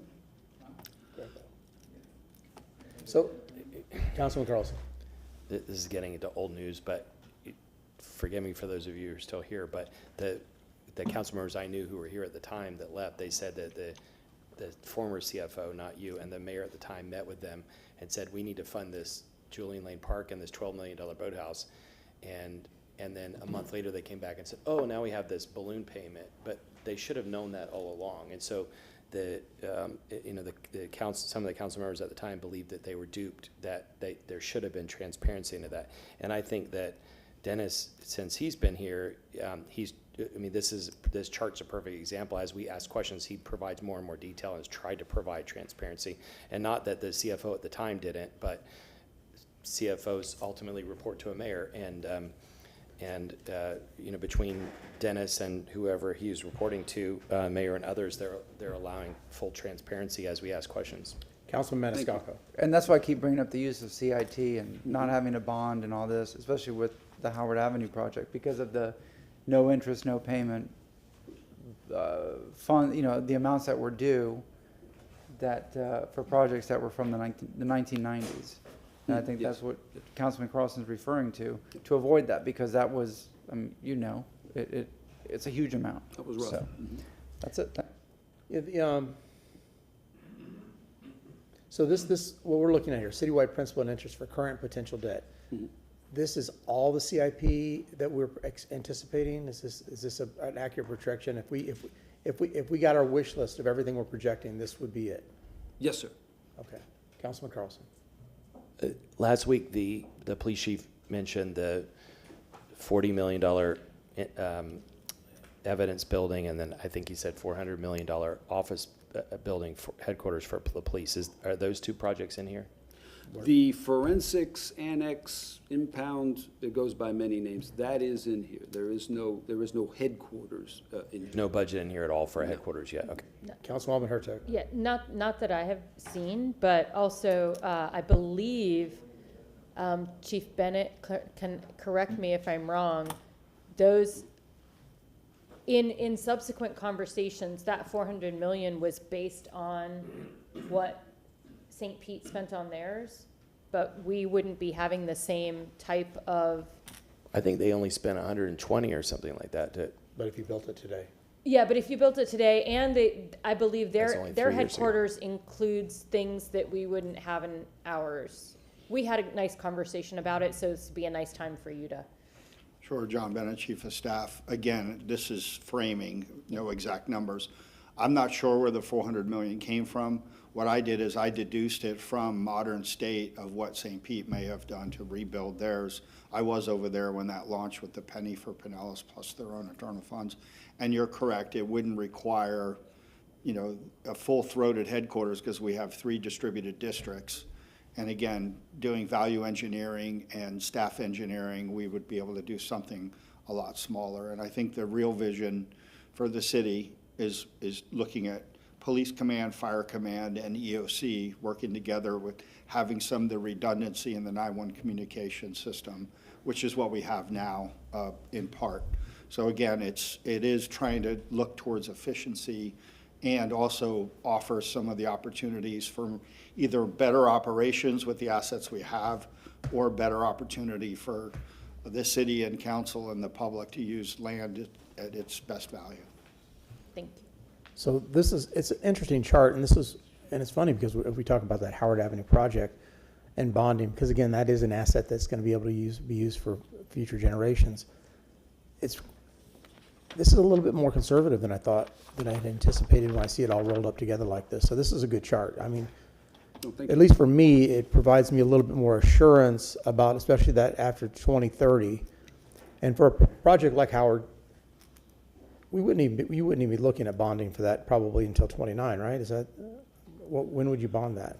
We would bond it again as soon as we had reasonable assurance that the funding was going to be needed very soon. Okay, but I mean, they haven't stuck a shovel in the ground. They don't have, okay. Very good. Councilwoman Hurtak. But again, and I don't disagree, but there's definitely, I think we also need to consider when we're looking at a graph like this, what is unknown. So, if we have, we still have to think about a new headquarters. And again, I think I'm going to go back to the parks where we have a lot of work to do at parks. I agree. So, I agree. But it's a good thing of looking at what we're doing now, but yeah, how we go further is definitely. Yeah, the chart's just a little bit more conservative than anticipating. Councilman Carlson. yeah, and not to go down a rabbit hole, but the argument against the Howard Avenue project is not the bonding, that's part of it, but the biggest thing is it's not gonna work. It's not gonna protect anyone beyond 5.7 inches, and it's not gonna protect in a Milton situation. There's very little structure that's been put in Palmacia Pines or to the north where the water's coming from. I think we ought to at least wait till we have a new stormwater manager and/or wait till the next administration so we have an objective look. The thing that we have to look at is if we have bonding capacity, what's the best use of that bonding capacity? And we know that that's a boondoggle project that we should kill or delay because it's not going to work. And so I was talking to a doctor the other day and I said, which doctor is better, the one that says, oh, everything's okay, I see that spot, but why don't you come back in a year? Or the doctor that says, you need to be aggressive about that spot because it might be cancer. And even though some people don't like to hear that that's a boondoggle project, we need to stop it and reevaluate in an objective way so that we use the public's money in the correct way. Thank you. Thank you. Mr. O'Hara? Thank you, Mr. Chair. If I could have the presentation back up. And speaking of debt capacity or financing capacity, as council asked, we've got a few slides and some information for you on that also. And you see up here right now, or I should say, as of February of earlier this year, which in debt service time is still very, very recent. Our financing capacity in the governmental arena, is 1.8 billion. And in the water wastewater, it's 1.7 billion. And you see any number of caveats associated with those numbers on the rest of the slide, because it truly is difficult to project over time what your exact capacity is, and you see these various X factors associated with that. So 1.8 billion, 1.7 billion, and if I could turn to the next slide. Again, council should be very, very familiar with this format. This is what we shared. A similar format, what we shared in February, but it's up to date now. Here's our capacity, pardon me, for the proportionality associated with what we've already issued in debt. Taking the top line there in governmental, our financing capacity, again, as you saw in the previous slides, $1.8 billion. And our current capacity is just a little over 1.1 billion, because on the next line, we have 675 million outstanding, or less than 40%. And the same formatting occurs for the water and wastewater department at just under 60% of capacity at this time. This is probably a good time for me to reiterate the difference between capacity and affordability. Okay. And to reiterate that I'm not advocating that we finance to the city's capacity. You know, I think we're very, very fortunate that we have so much capacity. But what it really will always come down to is, what can the city afford? And ultimately, what that's going to come down to is what does the mayor and city council decide the city can afford? We could bond, we have the capability to bond, as you see here, another $1 billion. Can the city afford to bond another $1 billion in the governmental arena? I would submit to you, we do not. It's nice to have the capacity, but again, ultimately, the affordability is a policy decision. Yes, sir. What formula do you use for growth in the city, growth of revenues and growth of population? Is that baked into these equations? Yes. Or, okay, so it's not a static number, it's baked in on potential growth. It is not, and we'll, for instance, you see outstanding, this is based on outstanding debt as of September 30th. What we showed you in February, I think, was based on January 31st. So not only is it the debt, but are those other tangential factors which will change over time depending on the snapshot you take at the time. But your financial capacity, because obviously the revenues in 5 years are going to be X number, you know, is that take into account that in 5 years our revenues are going to be that much greater, or is it? To the best of our ability at this time. You know, Okay. we don't go nearly into as much detail as a financial feasibility study that Mr. Perry referenced earlier, for instance, because we're not entertaining bonding to this capacity. Okay. But we do work with our financial advisors, et cetera, yes. Okay, very good, thank you. I think Councilman Carlson was first, then Councilwoman Hurtak. Yeah, this is something I was going to ask later, but since he asked it, you all must have, or your advisors must have conducted some kind of sensitivity tests on the projections, right? But, because I've been listening to people around the world. There's a lot of concern around the world that the free markets system is collapsing, and that it's going to change global commerce completely, that costs will go up. I'm seeing reports of public and other companies that are seeing big drop-offs in revenues. And so is there a scenario where and the projections I'm hearing from other countries is that it could be 5 years or more before the global economy resets.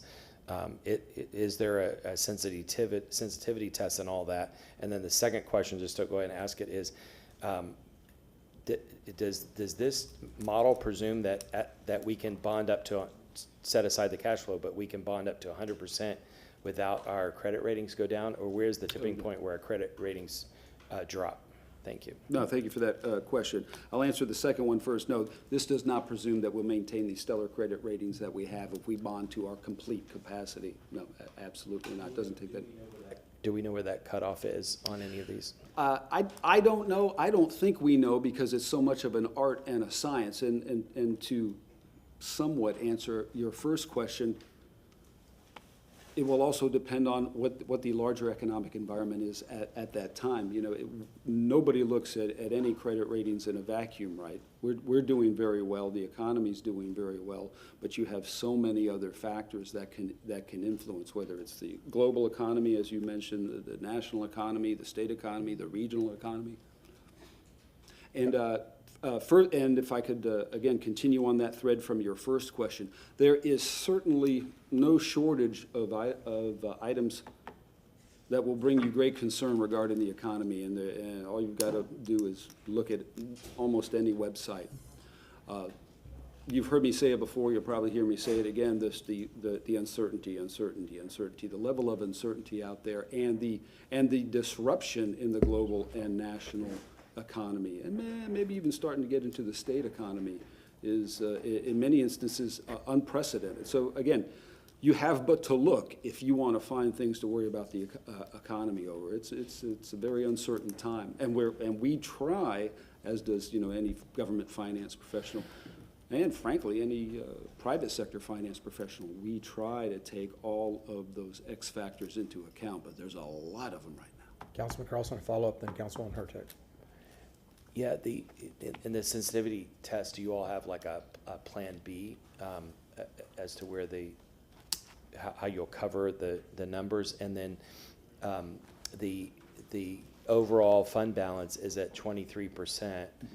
The way we've looked at that in the past is that the bond markets expect 20% now as a floor, and so the 3% is our real rainy day fund. Since we've had 23% for so many years, is that our new floor, or do we have that 3% in case we run into a downturn in the economy? I think our floor is now approximately that 23%. Again, when you're rating, or when the credit rating agencies are rating our credit worthiness, it's a little bit of an art, it's a little bit of a science. Further to your previous point, for some time we had that 20% policy, and we still have that 20% policy. But it has been years since we even approached that 20%. I would submit that from a credit rating perspective, our floor is now in the 23-ish, 22% range. Councilwoman Hurtak. I'm sorry, and you had asked one other thing. Yes, we do, from a sensitivity analysis perspective. That's one of the reasons, for instance, that these enterprise funds have 90-day operating reserve requirements. They have these repair and refurbishment requirements. There are so many components that go into identifying what their minimums are, and some of those components are what happens if things go very, very badly. Thank you. Councilwoman Hurtak. To continue that conversation, because that was going to be my question, is just, what do we do, knowing it's sort of like being able, so my in-laws just got back from a 50th wedding anniversary trip to Hawaii, and of course while they were there was the tsunami warning. And so the whole thing of, they watched everyone prepared, they had this theory of all this water coming toward them, and there ended up being nothing but a flooded parking garage on another island, is what they said. But we're basically, it's the same visual. We're watching and waiting for this water to come because of everything we're hearing. So I think historically I would be interested, how long did it take the city to recover from the 2007 crash monetarily? And if you don't know that, that's just a question for. I don't know it.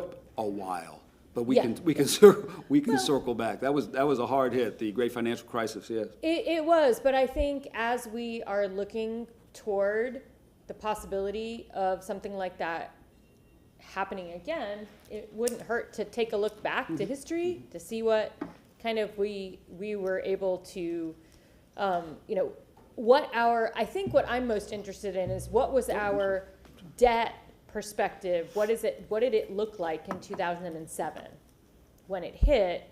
And are we in the same basic vein? Are we less?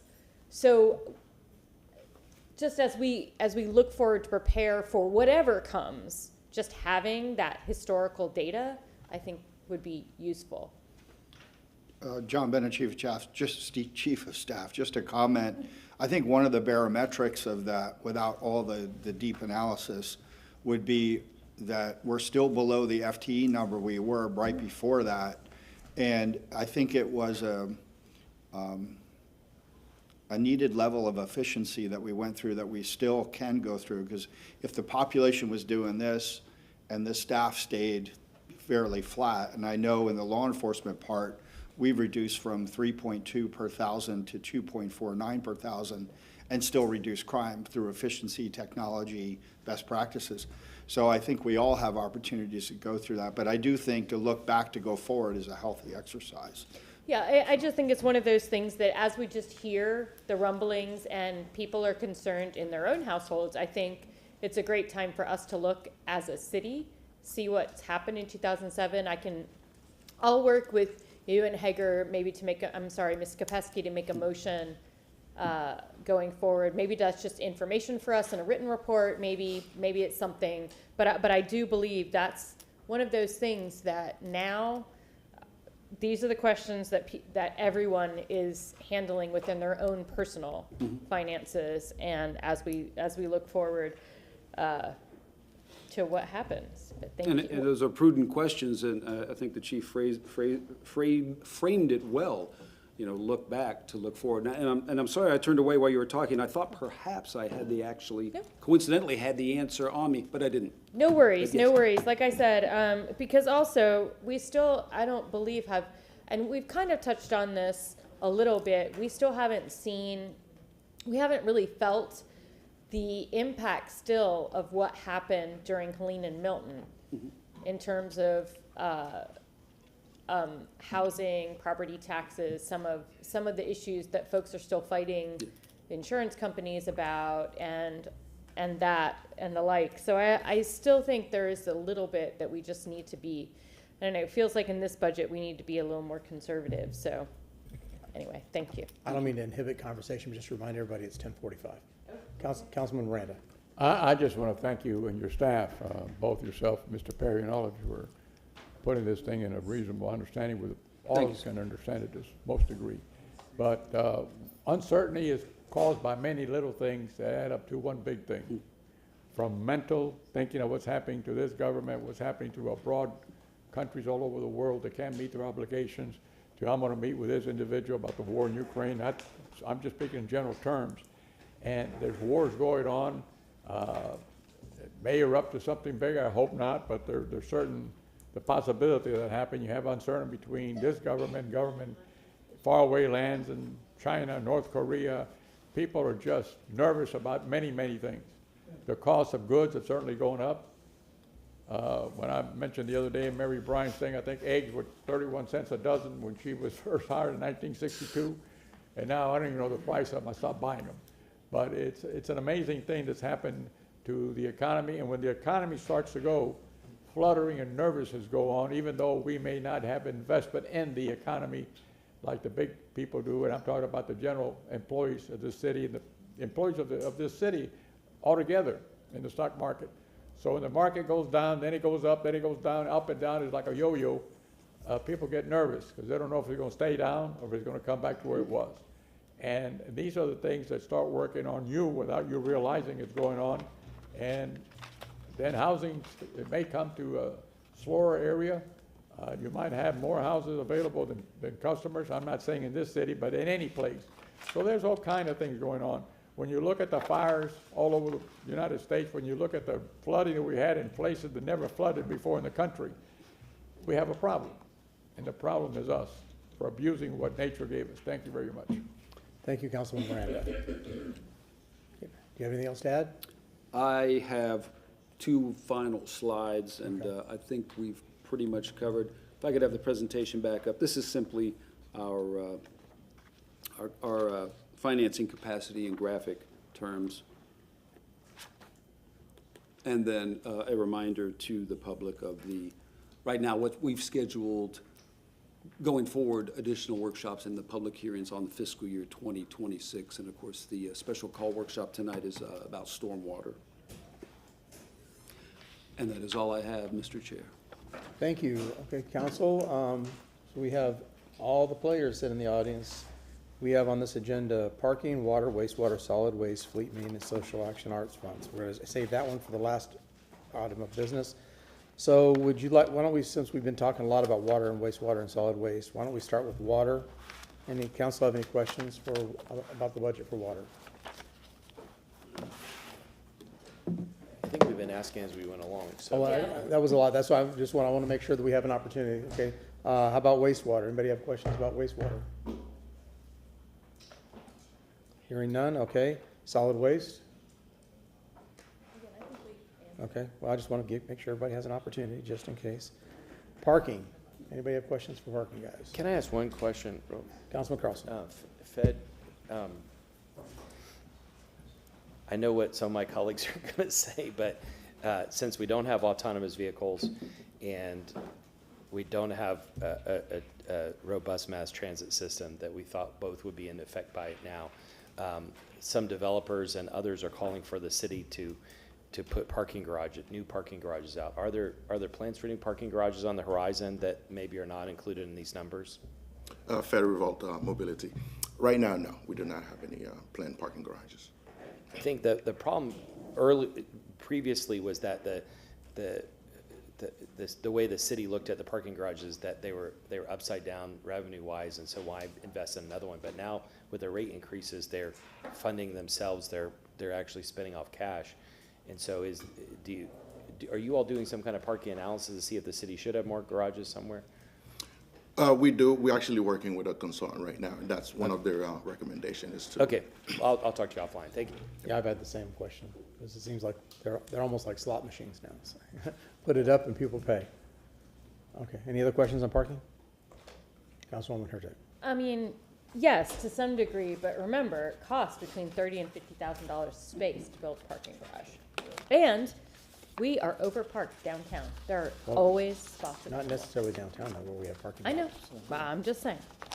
The issue, especially has come up in Ybor, there's a lot of historic buildings that don't have any parking, and now as all the new development has come online, the city parking garages are full more often.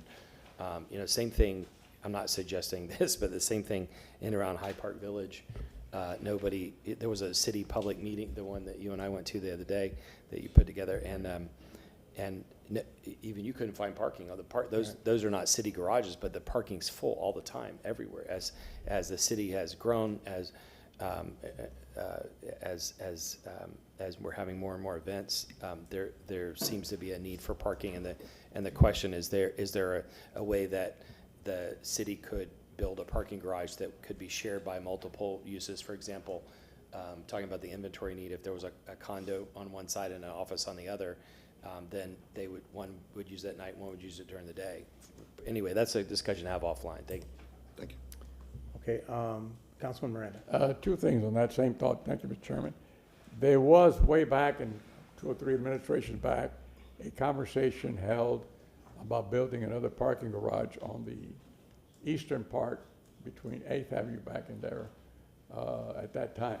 That has died down. I haven't heard anything about that anymore.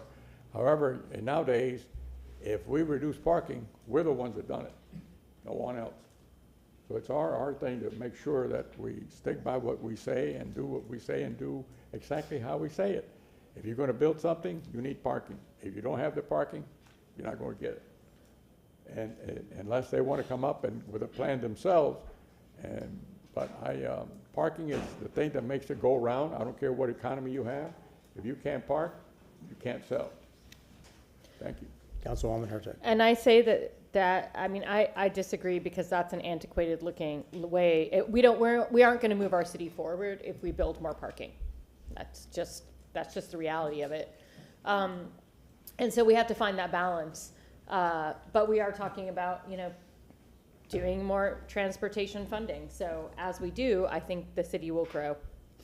But I do have some questions about parking, but I'm going to take those questions offline with finance staff.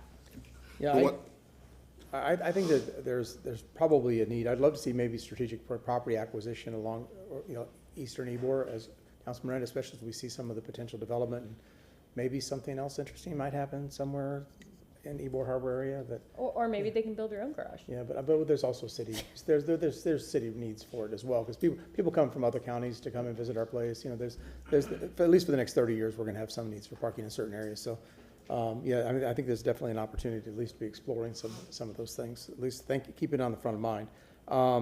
Okay, I'm sorry, you wanted to say something? Yeah, the one thing I would add is we are losing some parking assets. The rural regional lot and the old Army Navy lot on the north end of downtown, and also all of the Thea lots. I'm not sure if you guys saw the Thea master plan. All those surface lots will be taken offline. Very good. Councilwoman Hurtak.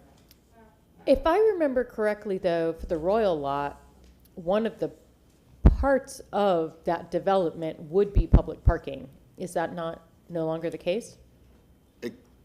It's more of a component to have public parking available, not that it would be under the City of Tampa parking Okay, division. okay, yeah, that's what I meant. Okay, thank you. Although, since we own that land, wouldn't it technically be ours? It all depends on Yeah. how the agreement is structured. Okay, great, thank you. Councilman Miranda, do you have anything else? No, thank you. Okay, so the only other thing we have on the agenda for this portion of it is fleet maintenance. Anybody have any questions about fleet maintenance? Seems like CIT is going to cover a lot of that. Okay. Mr. Harry, you have something else to know? So the next agenda item is, are you going to speak to the next agenda item?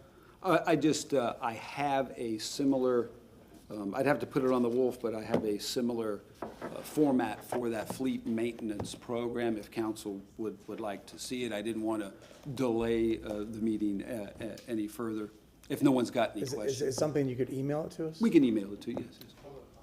Oh, yeah, I know, Yeah, that's if what I'm you getting have, to. if you have the actual, physical slides, I'd love to see them. We'll give them to you. All right, thank you. Okay, so those are the items that we've covered: parking, water, wastewater, solid waste, fleet maintenance, and now bonding. I'm getting to you all. I'm getting to you guys. So that closes the first item for council's discussion. I'd like to open it up for public comment on those items: parking, water, wastewater, solid waste, fleet maintenance, and bonding. So if you are here to speak on those items, please go to the wall. Start with your first name. We're actually going to start with Michael Randolph online first. Michael Randolph. Good morning, sir.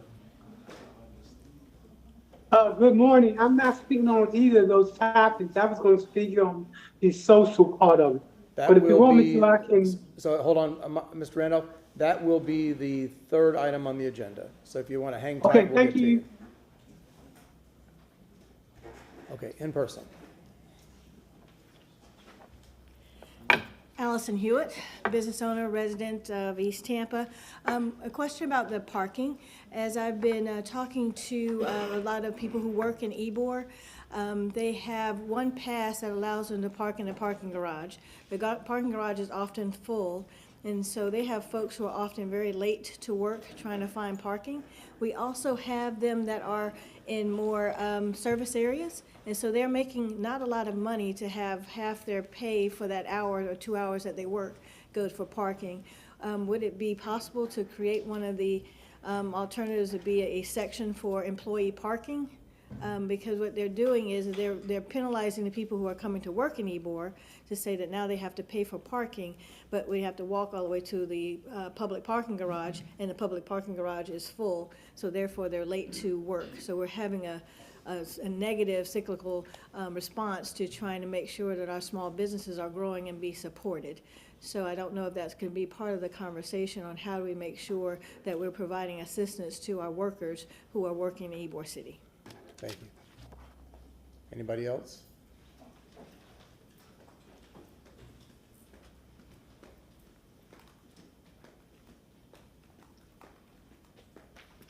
Good morning, Stephanie Pointer. This slide here, this financing slide, and does this include the $105 million that we're going to ask for in the reimbursement resolution? That's my big question. I was very excited, and I even sent an email about it. Wastewater, water, and construction services all have a balanced budget, and when I was looking at my stuff from last year, they did that last year too, which I think is pretty impressive. I don't think that happens naturally, and I wanted to make sure that we pointed that out, that they're being rather frugal with our money. I also, I think we need to pay more attention to parks, and I want to know about this, because I want to know how much more this is. Because when I see it, and I also want to say that this little slide right here, where is it? I'm used to looking at amortization tables because I'm kind of a junkie about it, because whenever I paid off my houses, I like pay money every freaking month on it until it's paid for. And this chart right here, I'd like to see this in 3 or 4 little charts instead of all crammed together, because it's very, very confusing. And if it's confusing for me, somebody who really likes this stuff, it's got to be more confusing for a normal person who's sitting down and looking at it. But those are my 2 big comments from this morning. I'm sure I had something else to say, but I've forgotten by now. I don't think normal people look at that. I know. No, probably not. Good morning, Council. Fran Tate, Jackson Heights, East Tampa Community Advisory Committee member. I just want to go on record saying that parking is the issue downtown, and there does need to be a study for more parking garages. Thank you. Thank you. Good morning, Keela McCaskill. Morning. I want to talk about parking. I feel that not only is parking expensive, we already taxpayers, so we already paid for the garages to get there. But then the fee to park, I know this in some places, I know Ybor has a 2-hour window where you don't have to pay, but it's always full. 717 own everything else, and you know how that goes. And so the boots on the cars, the additional fees for people that's already making less money than they actually should. I would like to see more forgiveness as it relates to those boots on those cars, more time, because then they can't renew the tag, and then they get suspended license. I mean, it's the cycle, and it's all going back to you all. So I'd like to see something done about the parking as it relates to individuals, particularly the employees, as she mentioned, and then also people just coming to support Ybor. I think I'm there 3 times a week, and I'm always struggling to find somewhere to park behind the establishments. And secondly, and I don't mean a garage, I mean behind the establishments that I'm going to support. And then also the fees as it relates to parking. Can we do 3 hours, 4 hours, something to support the people that's trying to support the businesses in the area?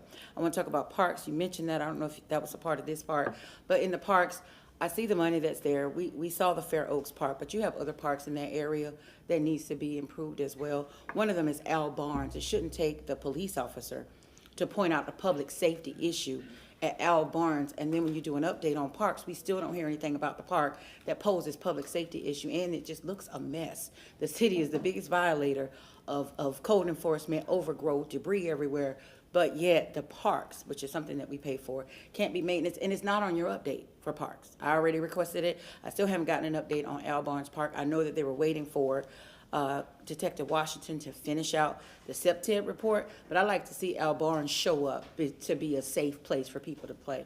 And then the last thing I wanted to talk about was solid waste. I want to see some money spent on outreach. They get a lot of money in that budget. I want to see the programs that they have available. So for some of these seniors that's posed with code enforcement fines, I want to see some effort to actually use the services or grants or processes that they have at no cost to help them eliminate some of the blight. Because when I call them, I can't get anything from them. They send me back to East Tampa saying that you have a program, and it works, but I want to see some of the dollars that these people spend for solid waste in their tax, in their bill, wherever. I want to see them do some efforts to do outreach and work with these individuals, whether it's you spend a lot of time sharing information, spend some time doing some outreach door to door, whatever it is, show people that you care and that they're paying, but they also can reap from solid waste. They get a lot of money, and I want to see the effort for these tax-paying citizens and homeowners that you actually support them in this city. Thank you. Thank you. Okay, that concludes public comment. Or somebody else? Did you want to speak? Go ahead. I wasn't sure whether or not I could speak on regards to the parks. On parks, yep, go ahead. You're welcome. Because that was addressed earlier in the presentation. Yes. Thank you for having me. Quite a few people, I heard quite a few mentions in regards to parks. And just last week. Start with your name first, please. I'm sorry. My name is Charlie Adams, representative of Sulphur Springs Neighborhood Association, the Sulphur Springs area community.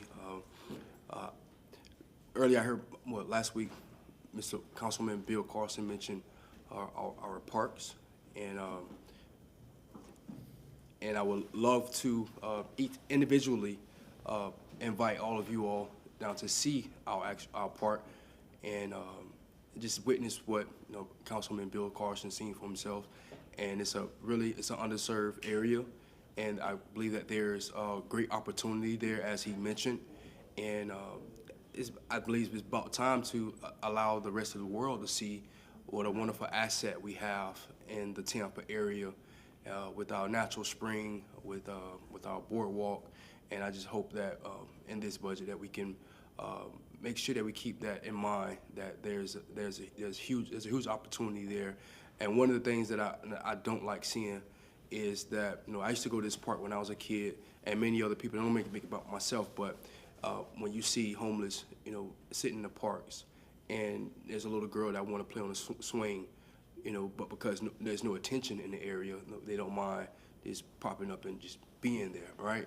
And I think it's a disservice. It's an opportunity for the city of Tampa to make something right, to make good. And I just hope that we can all shed some light on it and hopefully bring some resources to this area. It's been over 20-something years we've had any updates, and it's been maybe like the last 8 years that we have any activity at this area. So we don't have a safe haven. That's what could it be served as. We all know the chaos that goes on in Sulphur Springs that we're working on diligently, but we need an outlet, right? And I think our green space could be that route. So thank you. Thank you, Mr. Adams. Is there anybody else in the public that wishes to speak on these items?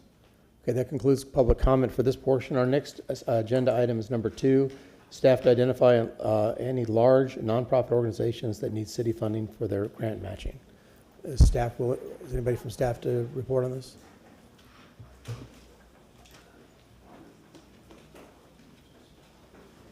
Thanks, guys. Appreciate it.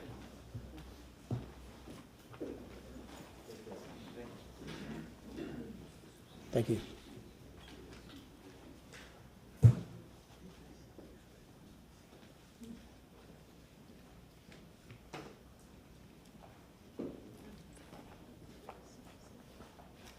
Anybody from staff to report on this item?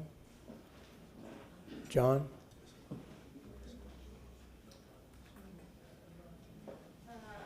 Good morning again, John Bennett, Chief of Staff. Morning. I'll pinch hit where needed. I'm not aware of any staff that has surfaced in need in this section that I'm aware of. If someone presents something to us, it usually gets fed into the Social Action and Arts Fund or some other support where the grants office will send a letter in from the city in support of a grant that we're maybe socially or responsible to help support, but not financially.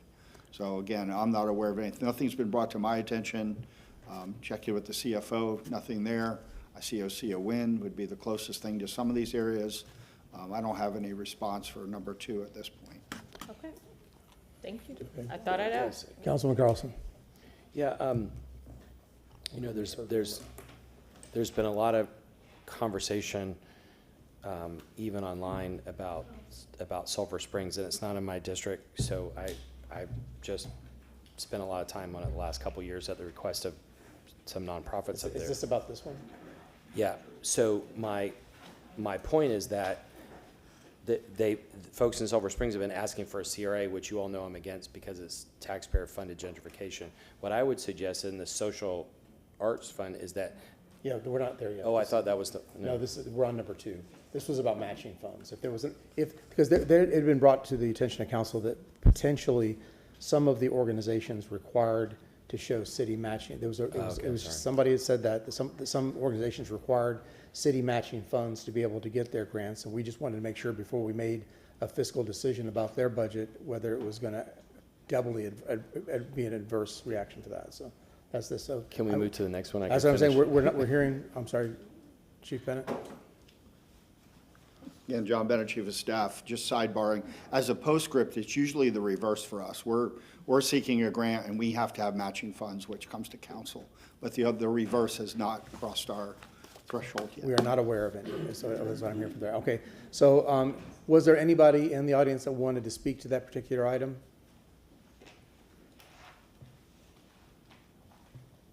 Ms. McCaskill? Good morning, Keela McCaskill. One of the concerns I have with number 2 is the lack of communication, lack of the information available. There's a whole lot of projects, nonprofits that probably could utilize matching grants. What comes to mind first is when the Skills Center came to the East Tampa CAC, they had already obtained a certain amount of funds and then finished the project, they needed a matching grant. I'm not sure about the reverse, but I do know that some of the organizations needs that, but I don't know that the availability is there. The first time I heard you mention this year, the social arts, the action was the same day that it expired. Too often, the communication is not getting to the people that could utilize the resources, and it's unacceptable. You have a budget whereby you can institute some type of an outreach to make sure that these active nonprofits that's represented in this city has access to these dollars. A. Brown Ministries, a staple in this city. They're losing funding nationally. This type of program, or number 2, could assist them in fulfilling some of the obligations they have to the people that they serve in the city. Most of us don't even want to represent returning citizens, but they do, and they can add to their mission or complete their mission this year if they had this type of an opportunity. So what I'm asking for is that there's more communication, more outreach to these organizations. If you want to help them, find a way. If you don't, it'll be stuff like this where nobody shows up to even represent the agenda item. Shows me it's not important to support these nonprofits. Thank you. Thank you. Okay, that concludes public comment. Can we, I'm sorry, I saw that item number 4 is a written report. I see Ms. Nguyen is still here, probably just for that item. So can I get a unanimous consent to receive and file item number 4?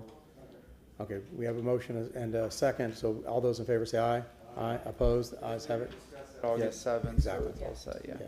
Okay, very good. So we're, okay, just to make sure, I just want to make sure that she doesn't, if there wasn't else. Okay, so then we are to our last order of business, and that is social arts funds. What is the will of council? Sir. Who wants to start? Councilman Maniscalco. Or Councilman Carlson.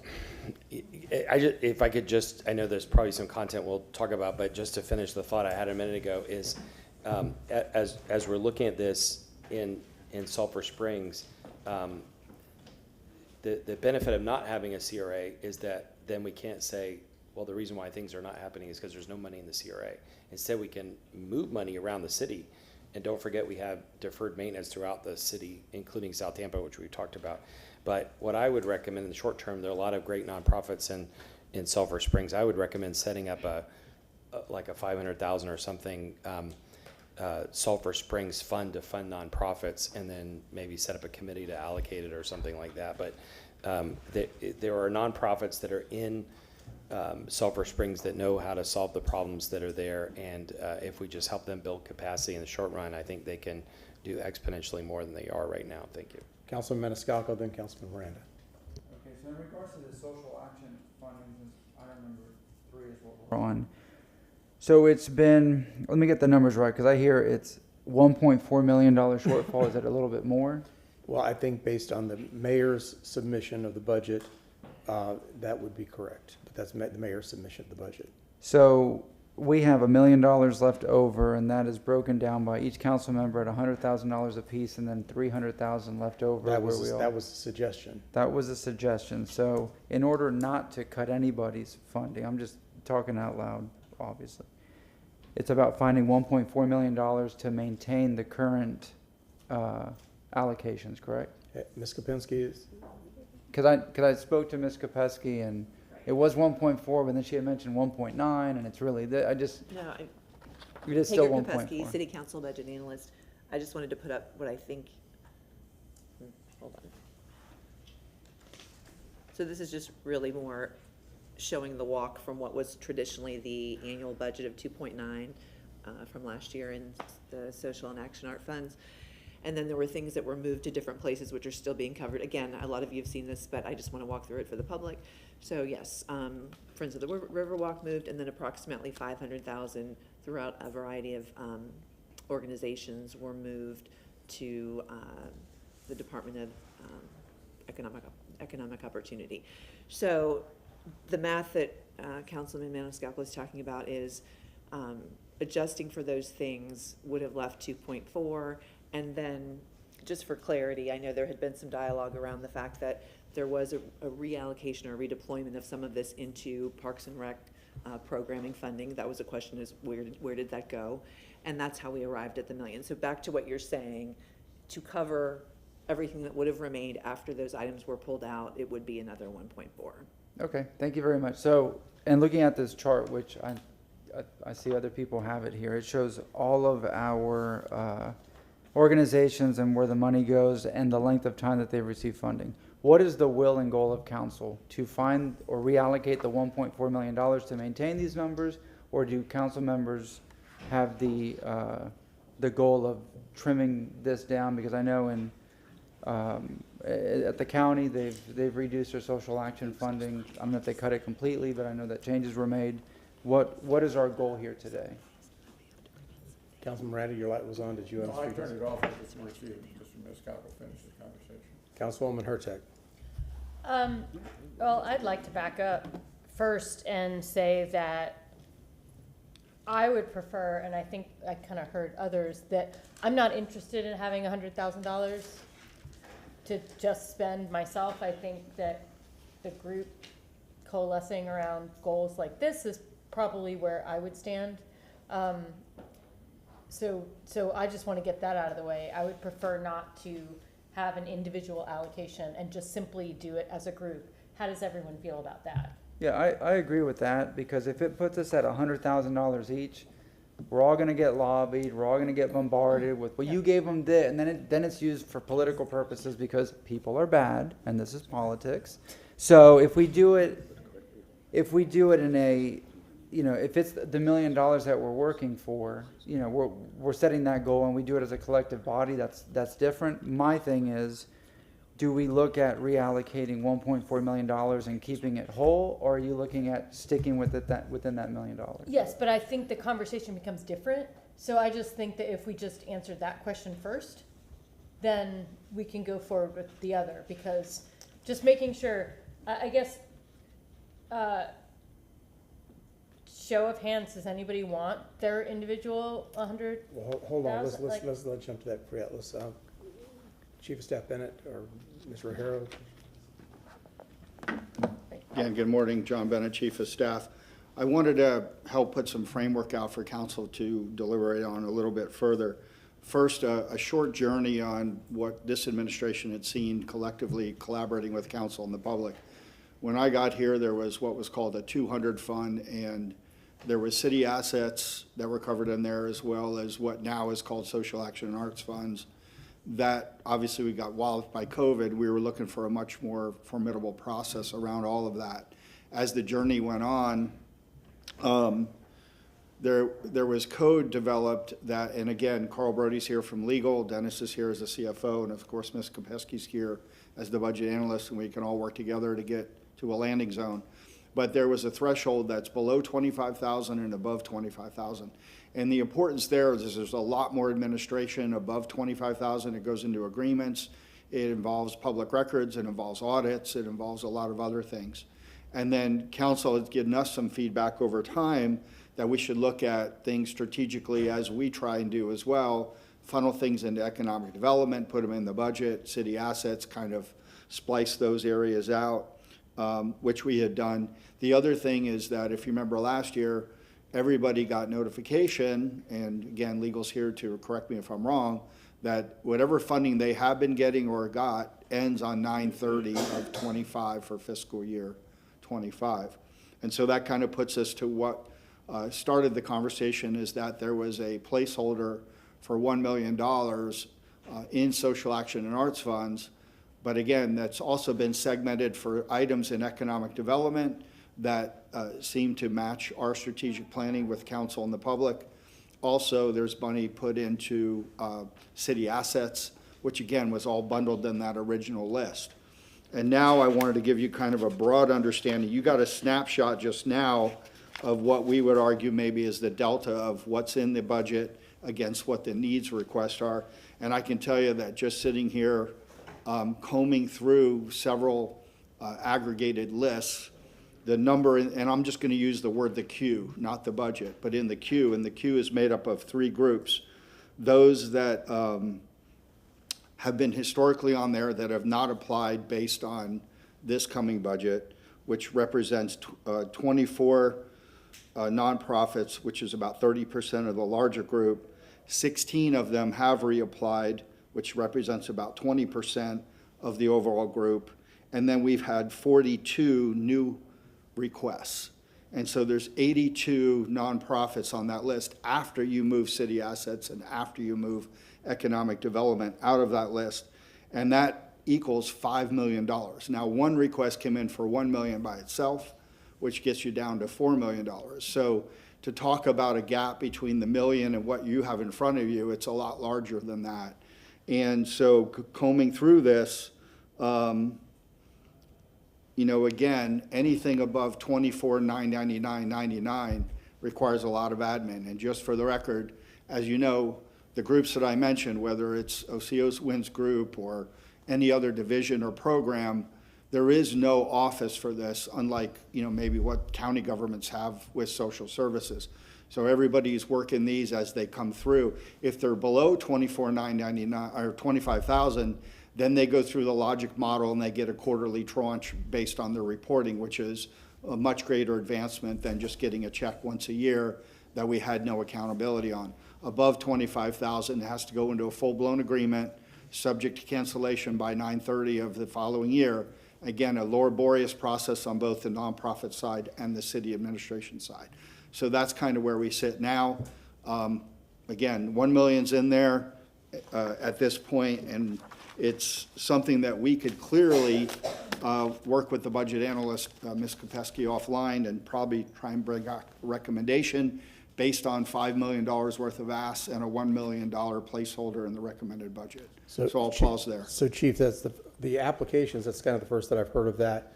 And the ones that, could you go through and tell us which ones that are on this current list have not reapplied? Yeah, let me just get that number. So again, 24 from who's been on the previous list that have not reapplied. Yeah, I do. And again, you're going to see some of my, and what I did, I've been coding this, just sitting here, drawing down the information overnight. I've been coding this based on those that are below 25 and above 25. So Did we have a deadline? You're going to see some of my coding on here. Did we have a deadline for application? Okay, just making sure. So the pink highlights are obviously ones that would need agreements, and the ones obviously that have been checked otherwise are below that threshold for 1.6 million have not reapplied. Now, there's been some outreach going on to try and remind them that, hey, historically you've been on the list, but once again, you can see that we're still waiting to hear from some of these groups. Now, if they've missed the deadline, they can still apply? Well, I think that's a collaborative decision between all of us. Again, I think and this is just me speaking, I think the larger question is how to give everybody a fair shake if they've been doing well. One of the other vision points that we had was kind of having a de minimis philosophy that, you know, we help you out and then we kind of bring you down. There's no methodology for that. But for example, if you were cut 25% over 4 years and you find other funding, as opposed to the ones that we pick up as a city and put into our strategic plan of economic development, the arts maybe, as well as city assets. So if you make it across that line, you may get more sustainable journeying because it fits our strategic plan. If you're more of a startup and you got somewhere between $5,000 and $25,000, or if you've been on here for $100,000 or more over time, you know, that's the work that still needs to be done. Again, a little bit challenged by administration ability at this point. So my observation on a lot of this is that it's mission creep. I don't necessarily think that we need to wholesale approve a list just because people have been getting money in the past. And as you see, a lot of people have not actually applied. How to get from give everybody money to carve it down, of course, is a difficult political dilemma for people because it is politics. And but you're right about the lobbying, and one person's trash is another person's treasure, right? I don't know, I guess we need to just hear from council what their proposal. Councilman Maniscalco. So Councilmember Hurtak had asked, you know, with the show of hands, my worst case scenario is, if we end up with just that $1 million and we don't move any money around and whatever, that it's a collective, we're not the individual in the $100,000 per person kind of thing. So that's number one. Number two, regarding the deadline, I know there's one person in the room that has sent an email regarding deadlines and being able to apply after the deadline. I don't know if that person will be speaking about that. I think I saw the email this morning. Another thing is, what was I gonna say? Chief Bennett, in that chart that you showed, those with the check marks that were not highlighted in purple did not apply, is that correct? The ones in purple did apply? No, the whole list had not applied. Okay. The ones that I highlighted were the ones over 25,000, just to give you a concept of. And, again, I think we're optimistic on deadlines. It's really about, and I'll tell you, out of the 82 in those three categories I gave you, new applied, reapplied, and not applied, is a little over $2 million if everybody got below the agreement threshold of $25,000. So that's $1 million above what's in the recommended budget, just on the nature of giving everybody that flat number. But you got to remember, there's some in there for hundreds of thousands of dollars on requests. Well, No, real quick. I know a lot of people in a lot of these organizations, and I see some big numbers, over 100,000, 200,000, and I can see, everyone or many will say, oh, if you cut us this, we can't. Oh, if you do this, we can't, kind of situation. But, we're giving this year after year after year after year, and there's some great groups, that are at $5,000, and I mean, like Men of Vision, Rise Up for Peace. I mean, I can go on and on because I see the work that they do in the community, and then others that are getting 200,000, 100,000. What is our return on investment for a lot of this? But at the end of the day, I don't want to cut anybody anything.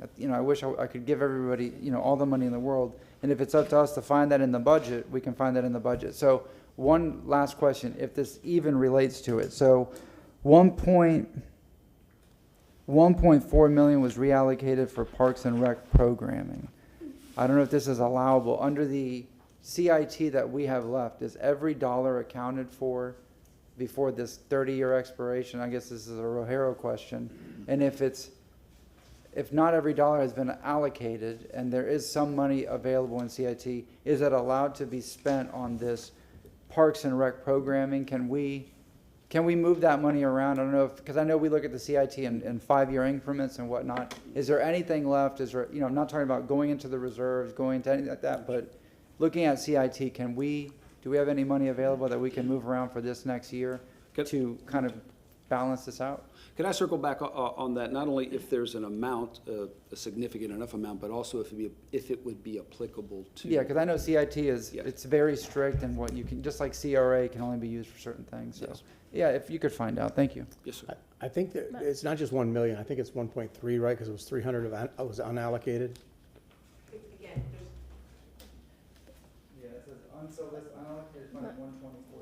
Hey, My Group understanding is Kopesky, that City CIT Council Budget Hold on a Analyst. The second. one thing that's very important, and thank you for coming up, is that this was simply with the existing folks, assuming they had all reapplied, and also addressing that we had not seen the new applications yet. So as he's elaborated on that, and that's a lot, to your original question, 1.4 would be, again, to maintain the prior year spend after consideration of items transferred. No, the mayor's budget considers 1.3 million because it was the 100. I'm sorry. What was it just 1 million total?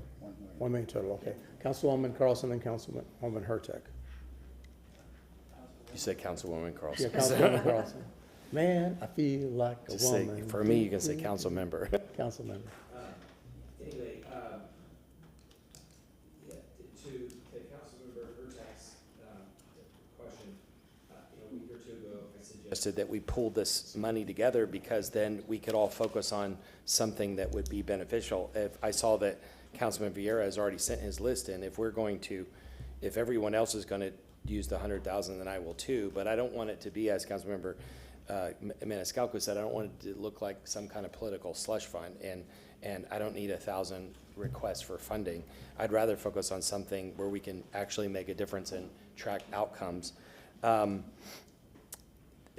In looking at this list, one of the things I've done a lot professionally in the past is help big companies figure out how to invest their foundation money, and you should put it around outcome measures. It shouldn't look like a haphazard list. And a couple years ago, I suggested moving the economic development ones into economic development. Ybor Chamber is still on this list.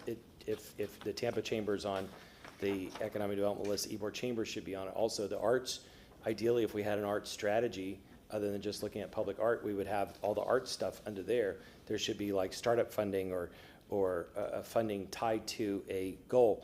My point is that these really should be around buckets tied to solving problems. Osea's department, since she's here, could have a strategy around feeding and homelessness, and others. I know the chief of staff has a multi-department strategy on that, but these need to be tied to some kind of goals to look at the problems that we're solving.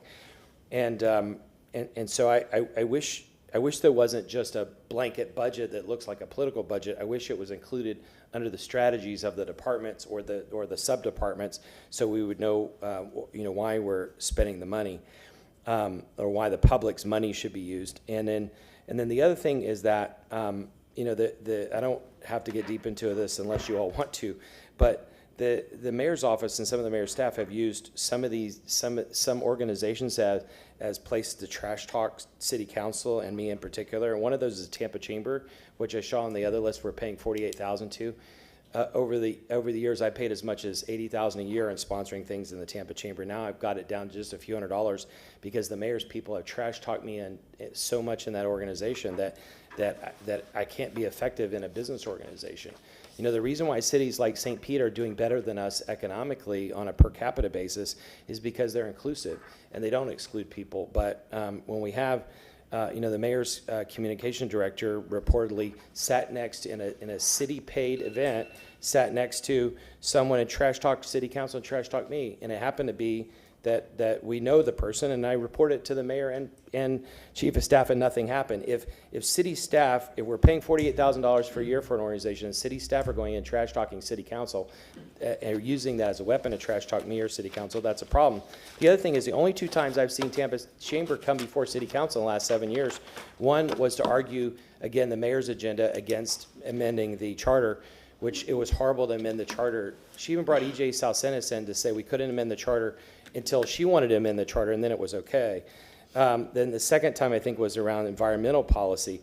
But these organizations, and I'm not just picking on them, these organizations need to reach out to city council also because we're engaging the community. Even the EDC, which I criticized 6-7 years ago, they're doing a lot to engage us individually and engage the community through us. And even though there's 2, in theory, equal powers of branches in this government, some organizations treat it as like it's a kingdom and that they only have to talk to one person. We're on the field talking to the community every day. We hear the concerns of the community, and we need to know what the outcomes are that these organizations are doing and whether the money's worth it. But I think we ought to take any money that we spend back to a strategy that's outcome, that measures outcomes and is outcome-based. Thank you. Okay, so in light of the new information about the lack of applications and the number of new applicants, I don't know if we have this council has enough decision to reach decision points today, but I think we can reach a consensus as far as, or at least look about how much money we're going to allocate to these funds, and then come back at a future date with the additional information that has been presented today of how we allocate those funds. That seems to be, because I said we don't have the information. Councilwoman Hurtak. Thank you. I have a question. Did everyone who received funds last year receive a letter, an email, something telling them that they needed to apply again this year? It doesn't come out of my office, so I'd have to defer that question. I know that the 2 things I do know is that when they received funding, they were told that it expired on 9/30, and I know that it's been announced to get the applications in. Whether they get a follow-up or not, I think that's something that each portfolio would address. I agree with the chief. I know that all of those organizations that received funding in the current year, at the beginning of this year, received a notice that this funding was good for 1 year only. Okay, but we didn't give them any sort of knowledge as to when the deadline for reapplying. I believe we did, and I can circle back to you on that, because I know when council extended the deadline for the current year, we were awash with new applications. And that's my only question, really, before we do anything, is to make sure that we did send that information out, because if we didn't, we're gonna have a whole lot of angry phone calls. So I'd really like to, that's my first question. You know, the difficult thing is, as I believe it was Chief Bennett said, unlike the county with their resources, where they have a department, social service department, to be able to deal with this thing, we don't have infrastructure, city infrastructure, and relatively small amount of money. It would be silly to have segregated infrastructure for this, to manage this process. This process is managed by many people, whoever portfolio it's assigned to, or is that how it works? Yes. Councilman Miranda. I just want to make certain everything's been said. So there's a process that you have to reapply, right? And most of them did not reapply. I wouldn't say most of them. I mean, the numbers I pointed out. So again, the 3 buckets that I shared earlier is 30%, which is 24 nonprofits have not reapplied. 16 have, which is 20%, and 42, the critical mass, are new ones that have applied this year, or at least, when I say applied, they've telegraphed that they're interested in this fiscal year. And that represents almost half of the money of that 5 million that I just put out there, compared to the 1 million that's in the budget. The reapplies represent about 14.5% of the total requests in the queue, and the not reapplied represents about 38.5% of the money that's in the queue. And again, if every single person of the 82 got 25,000 or less, based on their hard number, we'd be right around $2 million for all 82 nonprofits. But we do agree that as these mature, they should land in their respective strategic slots, either arts, economic development, housing issues, workforce development. So porting those over time is part of the accountability process, which is why we changed it from just a check in the mail 6 years ago to a logic model, which is inputs, outputs, and outcomes.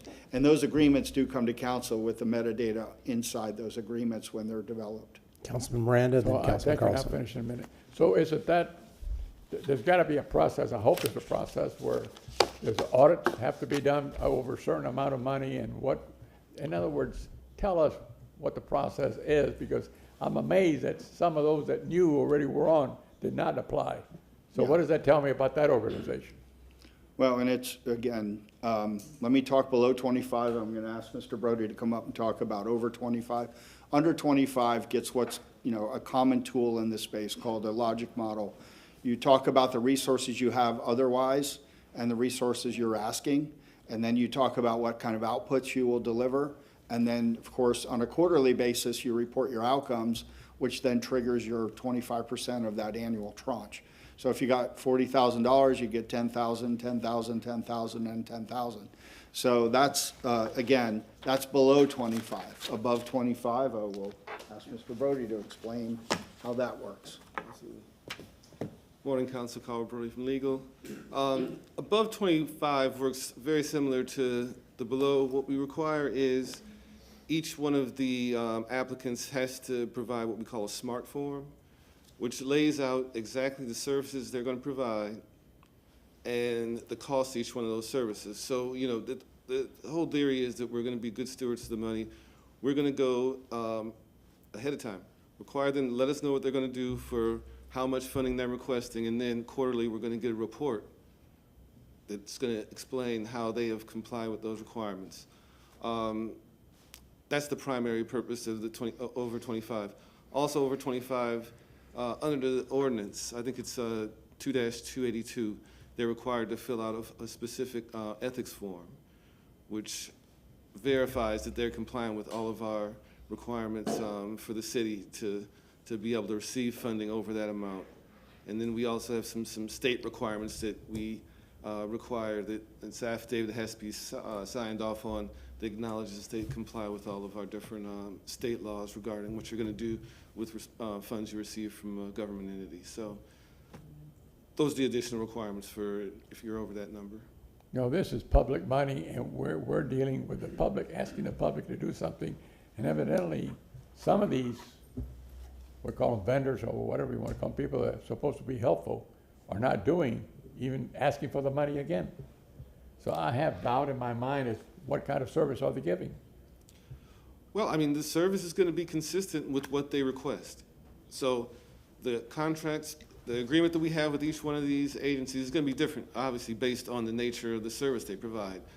But we are very clear about making sure that the service that they're requesting the funding for is consistent with the service that we receive. And how do we know that? Because we have them do a quarterly report to us that lines up those two. And who verifies the quarterly report? We have staff. It just depends on which staff person. I know for several of them in OC's group, she has specific folks in workforce development and other areas that will require those, that's their job, is to require those agencies to provide that quarterly report. They review it, make sure the services line up with the funding received. Let me ask you another question then. Out of those quarterly reports that we verify and check on, has anyone been misleading at all? I can't tell you that because I don't see that part of it. You know, that's the other side. Thank you. Okay, we have Councilman Carlson, Maniscalco, then Councilwoman Hurtak. And one point is I have to leave in about 5 minutes, so I will apologize at that point. Chief of Staff, I know you are great at coming up with these models and frameworks. I would recommend using the THHI example. It seems like you've used them really well. You've partnered with them really well in the past. And I think the first question should be, what need is there in the community that the city or taxpayers want solved? Second question is, does this nonprofit provide a solution to that need that the city does not currently provide? Right? And then everything goes on from there. But it has to be strategic. And I think the way you leverage THHI is with a little investment. They have resources. For example, they do the inventory of people who live on the streets. And so they're able to collect information that would be more expensive for the city to collect if we did it on our own. And so that's easy to justify. And if there are other services that are around that, like you partner with Catholic Charities or something on the program for people for temporary housing. And so, you know, how is it that they're able to enhance what we are able to provide? And then if we come up with a generic framework that's not issue specific, we can apply it to anything. For example, as I understand, NAACP is doing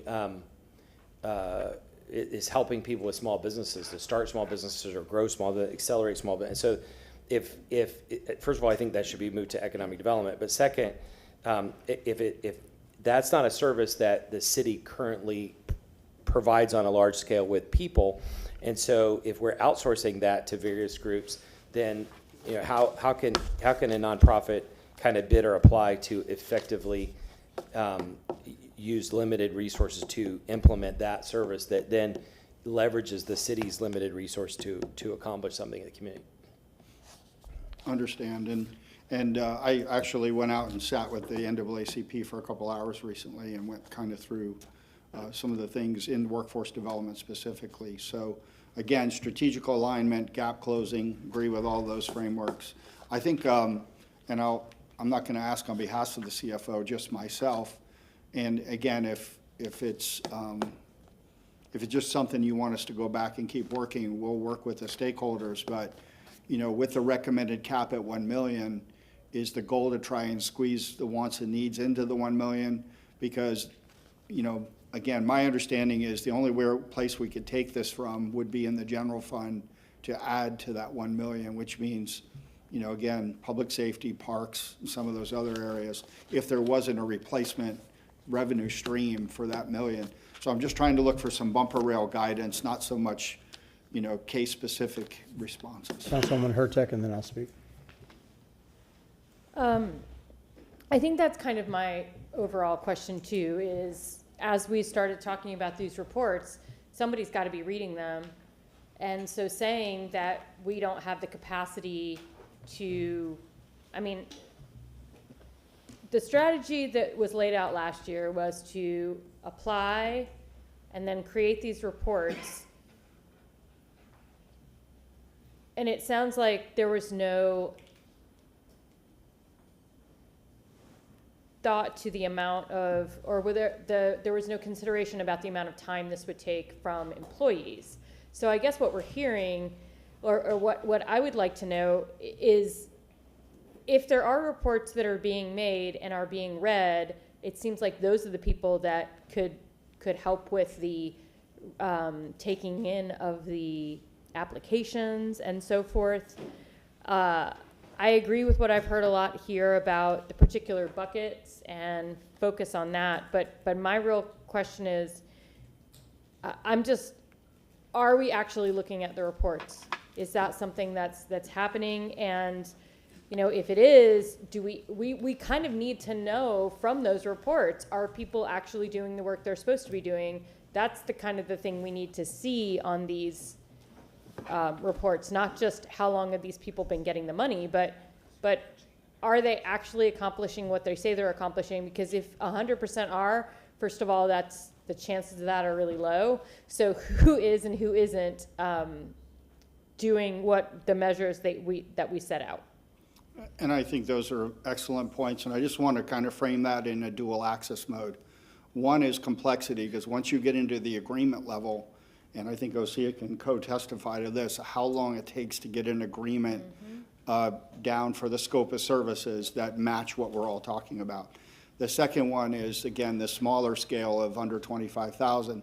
But, you know, again, just going back to the metrics, 24 have not reapplied, 16 have. That's half of the 82, meaning 42 new requests in there that we haven't even touched above or below 25,000 that has not even gone to the administration for administering, reading the reports. But I will say anecdotally that you wouldn't get your second, third, or fourth tranche if you did not submit the reports that match your SMART logic model form. You would not get that check without some sort of intervention. So that is also an excellent question then. How many groups have not received all of their funds? And I would have to go work with the Okay. office to analyze that. I'm going to take a stretch and argue, and maybe some who has the most, which I know Osea's portfolio has a lot. Most of them probably either met or just have not submitted, but not underperformed. No, I don't, Yeah. and I don't mean underperformed. I mean, Yeah. like, who just hasn't, Yeah. if you haven't been keeping up with it, I'm just curious what kind of revenue we will have left over, I suppose, is my question. And then also to that, with the agreements, how far back can you backdate your reports?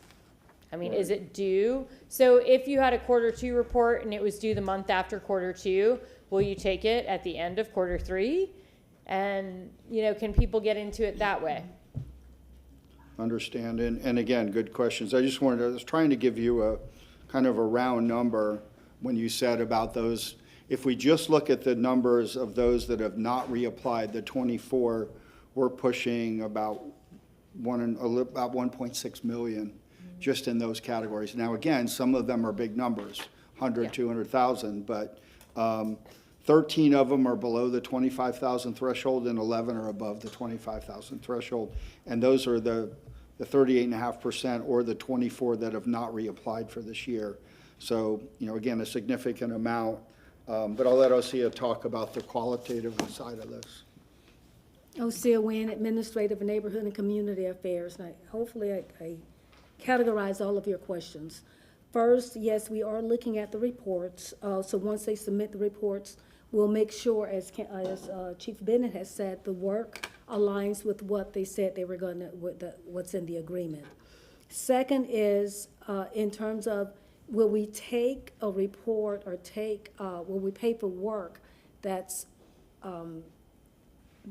let me just put it like this. If someone submits an invoice for the work that was done in quarter two, and if the submittal was done in quarter three, yes, we will pay for that because the work was done. And for whatever reason, the invoice for the work did not come during that quarter, but we can validate and show that the work was actually accomplished, then yes. We do have a team that's actually vetting these reports. So A. Brown Ministries was mentioned. So that particular nonprofit actually is funneled through our workforce development area.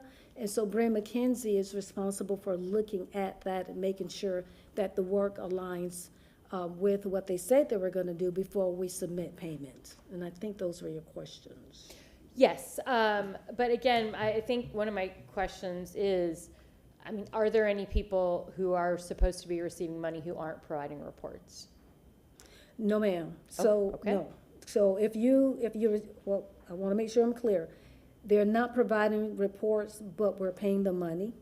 No, just period. People who just have gotten the agreement, they have an agreement, so they're supposed to have, like, if you go by quarters, quarter one, they're supposed to have their report in so that they can, and the invoice at the same time, I would assume. But then they just decided not to turn a report in. And so they're effectively not getting paid. Do we have any folks that are just? I'll have to look at that, but I'm Yeah. comfortable in saying no. Oh, wow. And That's great then. And so one of the things that we do on the onset is that when we reach out to them, we let them know what the new process is. You have to have a smart form. We're gonna align the work up. If the work does not align with what you said you were gonna do, then I'll get involved to say, hey, look, you need to talk to me and tell me what's going on here because you're in risk of not getting any funding. So, but I'll look into that.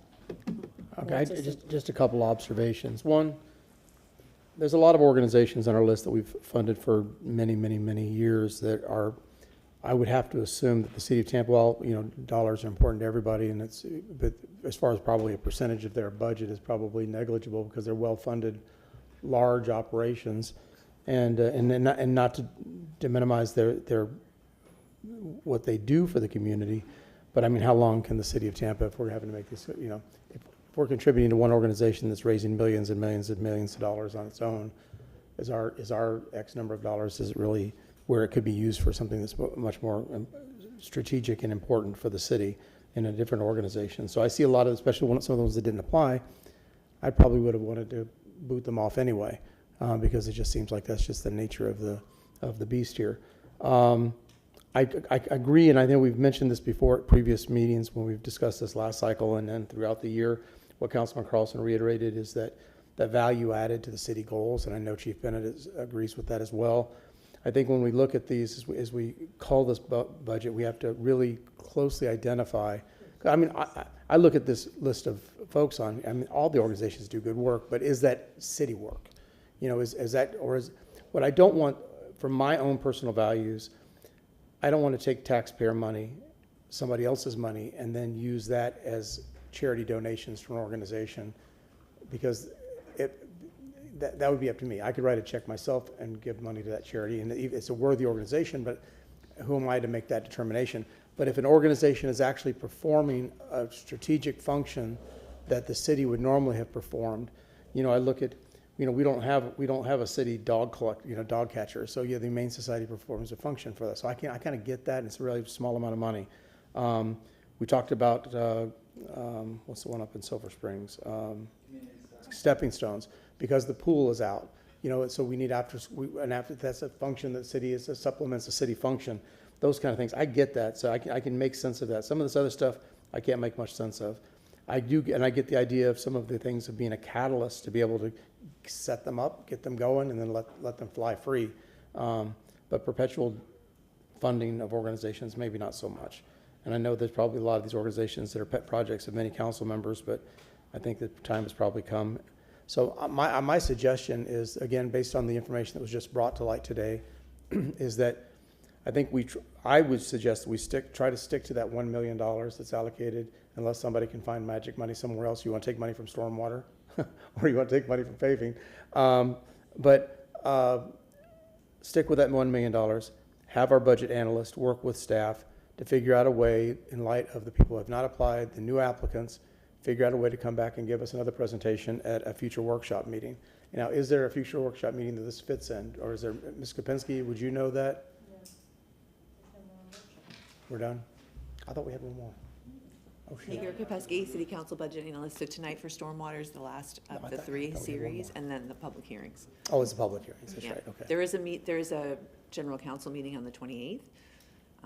Would y'all like to It's a fairly ask busy. council? I was gonna ask yourself, Mr. Chairman, to maybe ask the administration to have a deadline for them to really, I don't know if they forgot, I don't know what they've done, but that shows a little lack of understanding or of what their due diligence was to do. So I don't mind waiting another week and a half or so before we really vote yea or nay on these budgets. But if they don't do it, I mean, bye-bye, I can't help them. Chief? Again, John Bennett, Chief of Staff. If I could suggest something, hopefully all the heads will nod. One is to Councilwoman Hurtak's point. Let's ensure that the small but mighty group that has not reapplied gets some follow-up discussion.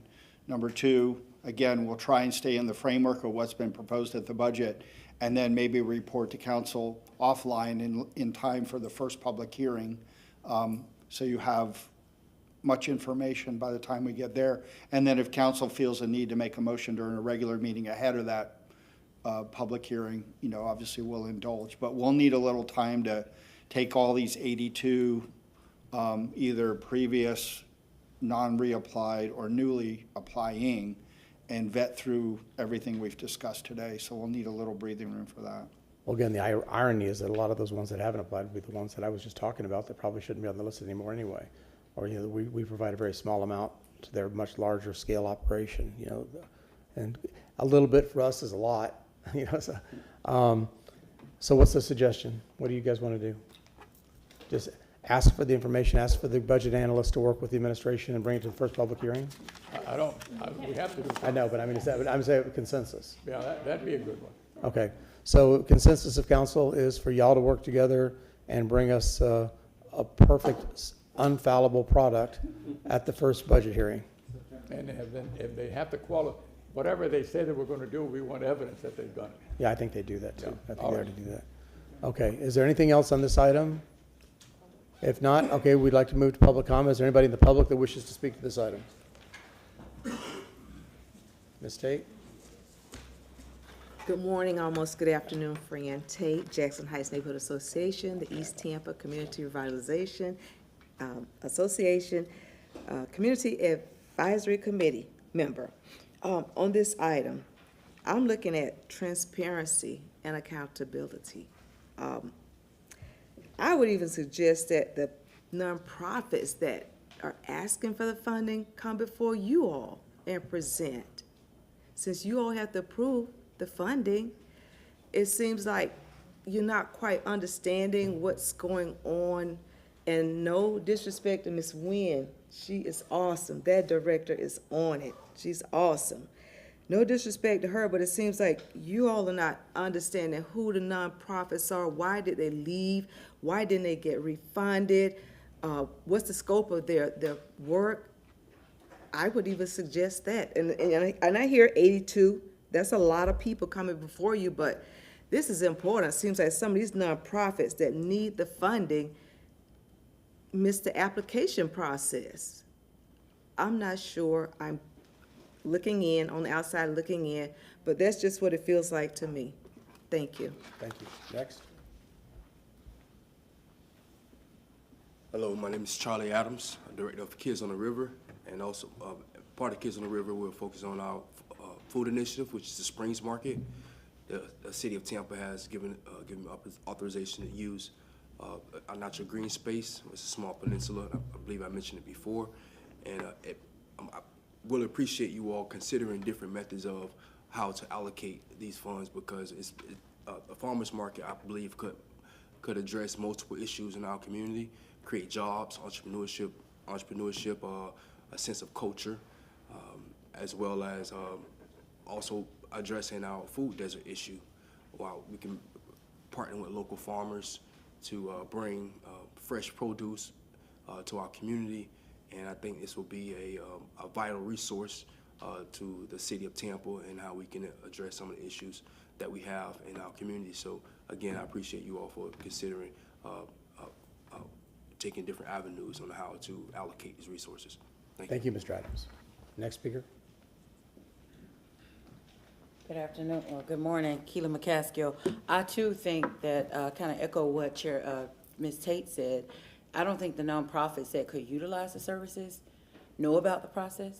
And if you emailed them, they may or may not respond to your email. May or may not. I don't know that you have that luxury. And so one of the things I like to share is I have a nonprofit organization. Although I come in and advocate, one of the things I do, and I've never asked you all for a dime, I personally pay for cleanups in marginalized communities, neighborhood by neighborhood. Now, yes, you have a clean team. Yes, you have code enforcement, but they don't do that.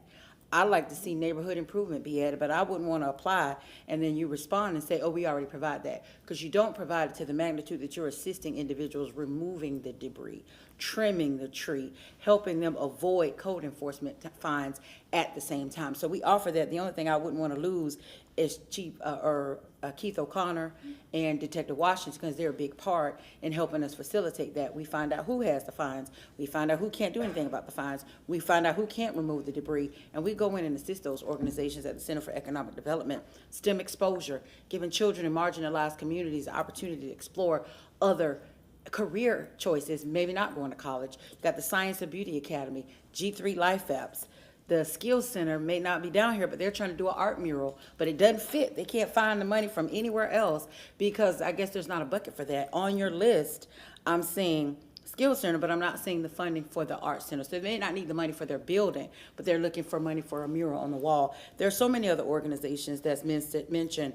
Tampa Bay Black Business Investment Funds help small businesses start, scale, grow. They even offer them funding. They're not on this list anywhere. And they've already invested over $43 million in this city. And most of you don't even know their name.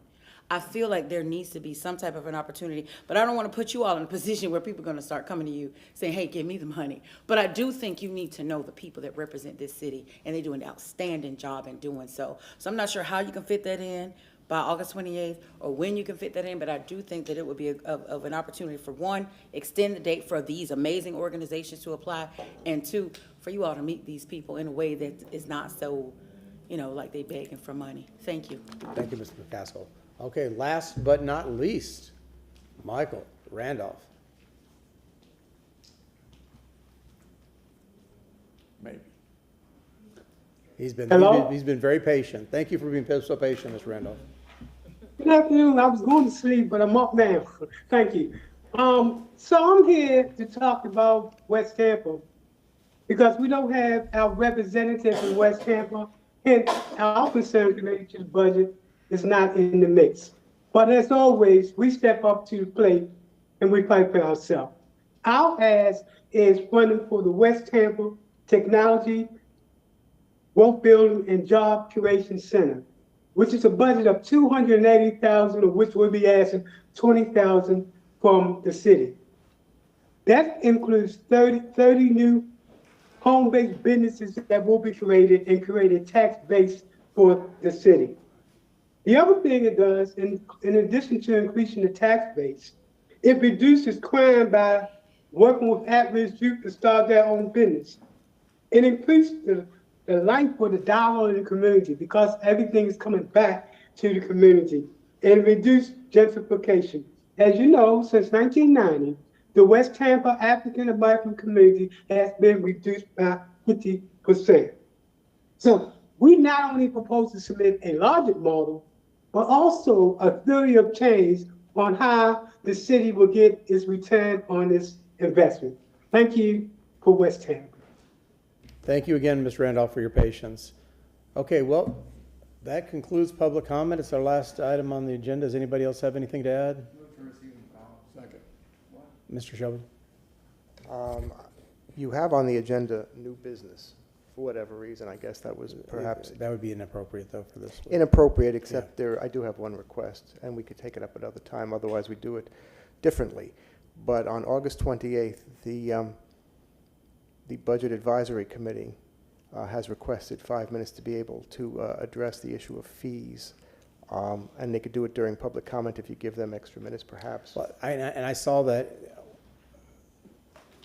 I mean, I'm sure that, does anybody have any objection to the consensus to allow the Budget and Finance Committee to present on August 28th at council? That'll be very good. Thank you. And also, council, just Hearing no objection, to keep in approved. mind that the consensus would also be, most likely, they would want to do a presentation at the first budget public hearing.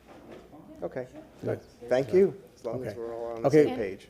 And one more thing, just for the viewing public, to know that there's a special stormwater operations and capital meeting tonight here in council I chambers was just at going to say that, 5:01. but thank you. That was exactly what I was going to say. Okay, so we will see you all at, oh, I'm sorry. Yeah, that'd be good. Yeah, that's good. Oh, no motion, there's no motion. We were just adding it. We just have a feeling we're gonna give them 2 more minutes. Okay, so we are adjourned until, we don't have any motions. There's nothing to receive and file. Oh. Yeah, okay, yeah, we already did that one, so we're good. So we are adjourned till 5:01 PM, same place, same time, same bat channel. Thank you, guys. Oh, 4 minutes late.